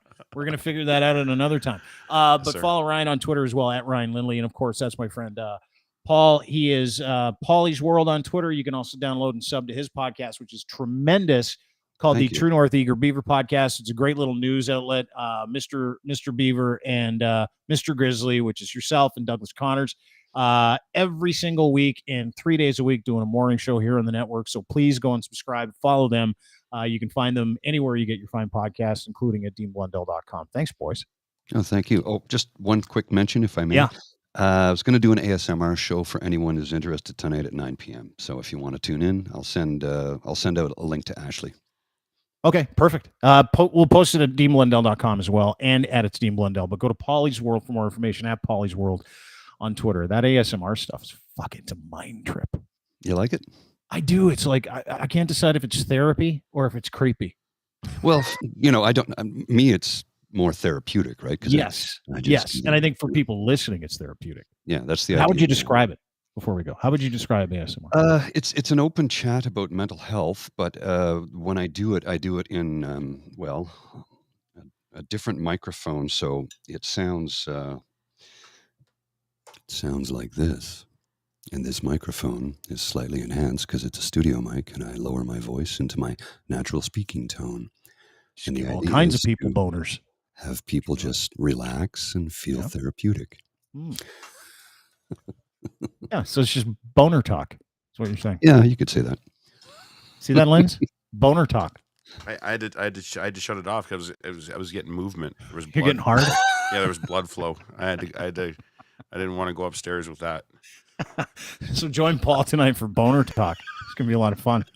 Or ASMR and some therapeutic stuff. It really is incredible. And Paul does a great job, and he's got a nice little following of people that really appreciate and enjoy it. So good for you, dude. I'll be paying attention to that tonight. Cool. All right, that's it. You guys done? Right. I'm good. Yeah, we'll see you. Yeah, right. I'm good. I got a there's if we want to close with something fun. Yeah. We were talking about Doc McGilligan's and the Karen Carn Best Western on Lundy's Lane. Yeah. Did you talk about the golf simulator at all? I didn't. Well, guess what? I got a video of you smashing it while we were there that night. And you want to see it? Nice swing. Sure. Yeah. Ready? Watch it. Yeah. Let's go, Blundell. There you go. Wasn't even going yet. Good for you. All right. Before you swing. I'll let you take over here because I'm going to fuck this up. I don't want to be in the way. I don't know where your ball went. My favorite part. No, my favorite part of that was Army Chris. You guys got I get out of the way. I'm gonna fuck this up. It's just, he took command of that room. Yeah, he really did. It's so impressive, that unit that they've got in there. $80,000 aside for those things. Those are real simulators too. Real simulators, yeah. So and they're booked. You should have seen it Sunday morning. When we were leaving, we went down to go have breakfast before we left, and there was lineups of guys with clubs, and people didn't understand. Karima's camera guy said, I saw a bunch of people with golf clubs. Like, where the hell are they golfing? And then he didn't realize where he had to go and look, and he popped his head in, and it was just golfers everywhere. Real clubs. Bring your clubs down. And apparently it's really hard to get would it even be called tee time, I guess, in that spot? It's called a tee time. Yeah, it's hard to rent because so many people love playing golf and they can't do it in the winter. And at that Best Western, which is called, I think it's called the Golf Zone or Golf Lunch Zone, I can't remember. Doc McGilligan's is where you can find it. It is truly one of the more impressive lounges. They got poker. They got, we sound like an infomercial for Niagara Falls, but you got to go there. You have to. I mean, get out of your house, go see it. Enough of this. Enough of this sitting around waiting to get sick. Enough of that, Craig. Just go. Go to Niagara Falls. Go to the Best Western. They got great rates. They were sold out in January too, which is incredible. Yeah, place is hopping. Yeah, it was awesome. So I just wanted to share that, and I will. I'll say bye now. I'm going to move there, I think. Are you? Should we move the company there? I'm thinking of doing that too. We did talk about that, didn't we? Yeah, I'll talk to Jim. Let's talk about The it. mayor. Let's talk to Mayor Jim. All right. Thanks for doing this, dude. Talk to you tomorrow. Take care, pal. You get Ryan Lindley from the Sheeple Shepherd podcast and the Lens Report. That's it for us. Have a great day. I feel like I'm in a ring light twilight zone. That's what I got here. Ring light, so dark in here. I feel like I should be telling scary stories to you. I don't know many, nor do I care. Plus, I'm done. Have a great day. Thanks so much for being part of the show. Really appreciate it. Don't forget, you can get everything we do at deanblundell.com. Thanks to Army Chris for joining us. Thanks to Ryan. Thanks to Ray. Thanks to Paul. Thank you for listening. Really appreciate everybody being here today. We'll be back tomorrow and we'll get to the Andrew Tate stuff. Not a great deal for him. Bad time for Andrew Tate. We'll get to the Sam Harris stuff tomorrow so I can fill you in on how religious people are fucked. And we'll do that with a couple of guests. So we'll see you tomorrow around 4 o'clock. Have a great day. Don't forget, thanks to our sponsors and friends at Easy Auto Financial, not only them, but of course, kivlaw.ca. If you're looking for a great defense attorney and you are stuck, or if you're up against it legally and you're in Southern Ontario, go to kivlaw.ca. Rob Kivlikin and his group of top criminal defense lawyers will fight for your right to get your life back, and they're going to help you. They're available 24/7. He knows clients need honest answers, and he wants to keep you as free as humanly possible, depending on what you're going through. That is your guy. That is my guy, so it needs to be your guy as well. Rob Kivlikin, kivlaw.ca. Robert at kivlaw.ca is his email address. Don't forget, too, this is only made possible by our friends at cantorque.com, Canada's assembly tool experts. At Cantorque, they make rugged, hardworking, beautiful torque wrenches. So many different applications, too. Go to cantorque.com for more information. Mining, railroads, big jobs, nuclear facilities. Dude, this guy makes equipment and tools that nobody else makes. So if you have a custom application and you need it, loosening or fastening, industrial torque wrenches are where it's at, and they only come from that beautiful Canadian-made company right there in the heart of Alberta, Edmonton, to be exact. Cantorque.com. Calling Livingston today. He'll absolutely answer the phone. Hello, Colin. Happy to help you with your torque needs. That's what he does. He's got a new podcast coming up called Talking Torque, too. We're not going to talk about that now. We'll talk about it later. And thanks to Ed's Fine Imports. His gets are on us. It can be on you, too. Luxury branded underwear, boxer briefs, pouch in the front. I say it all the time, but it's true. You cannot miss with his underwear. Canadian made for you by a Canadian who has a Canadian size package. Yes, it does matter. Yes, it is different. Yes, Canadians are blessed. That's why he made the underwear. So go to Gitch. Ed's Fine Imports sells them. Gitch3 is your promo code. Enter that in when you check out. You get a free pair of underwear when you order 3 or more. Have a great day. See you tomorrow, 4 o'clock, right here on this very program. Have a wonderful day. We're done now. Well, at least I am.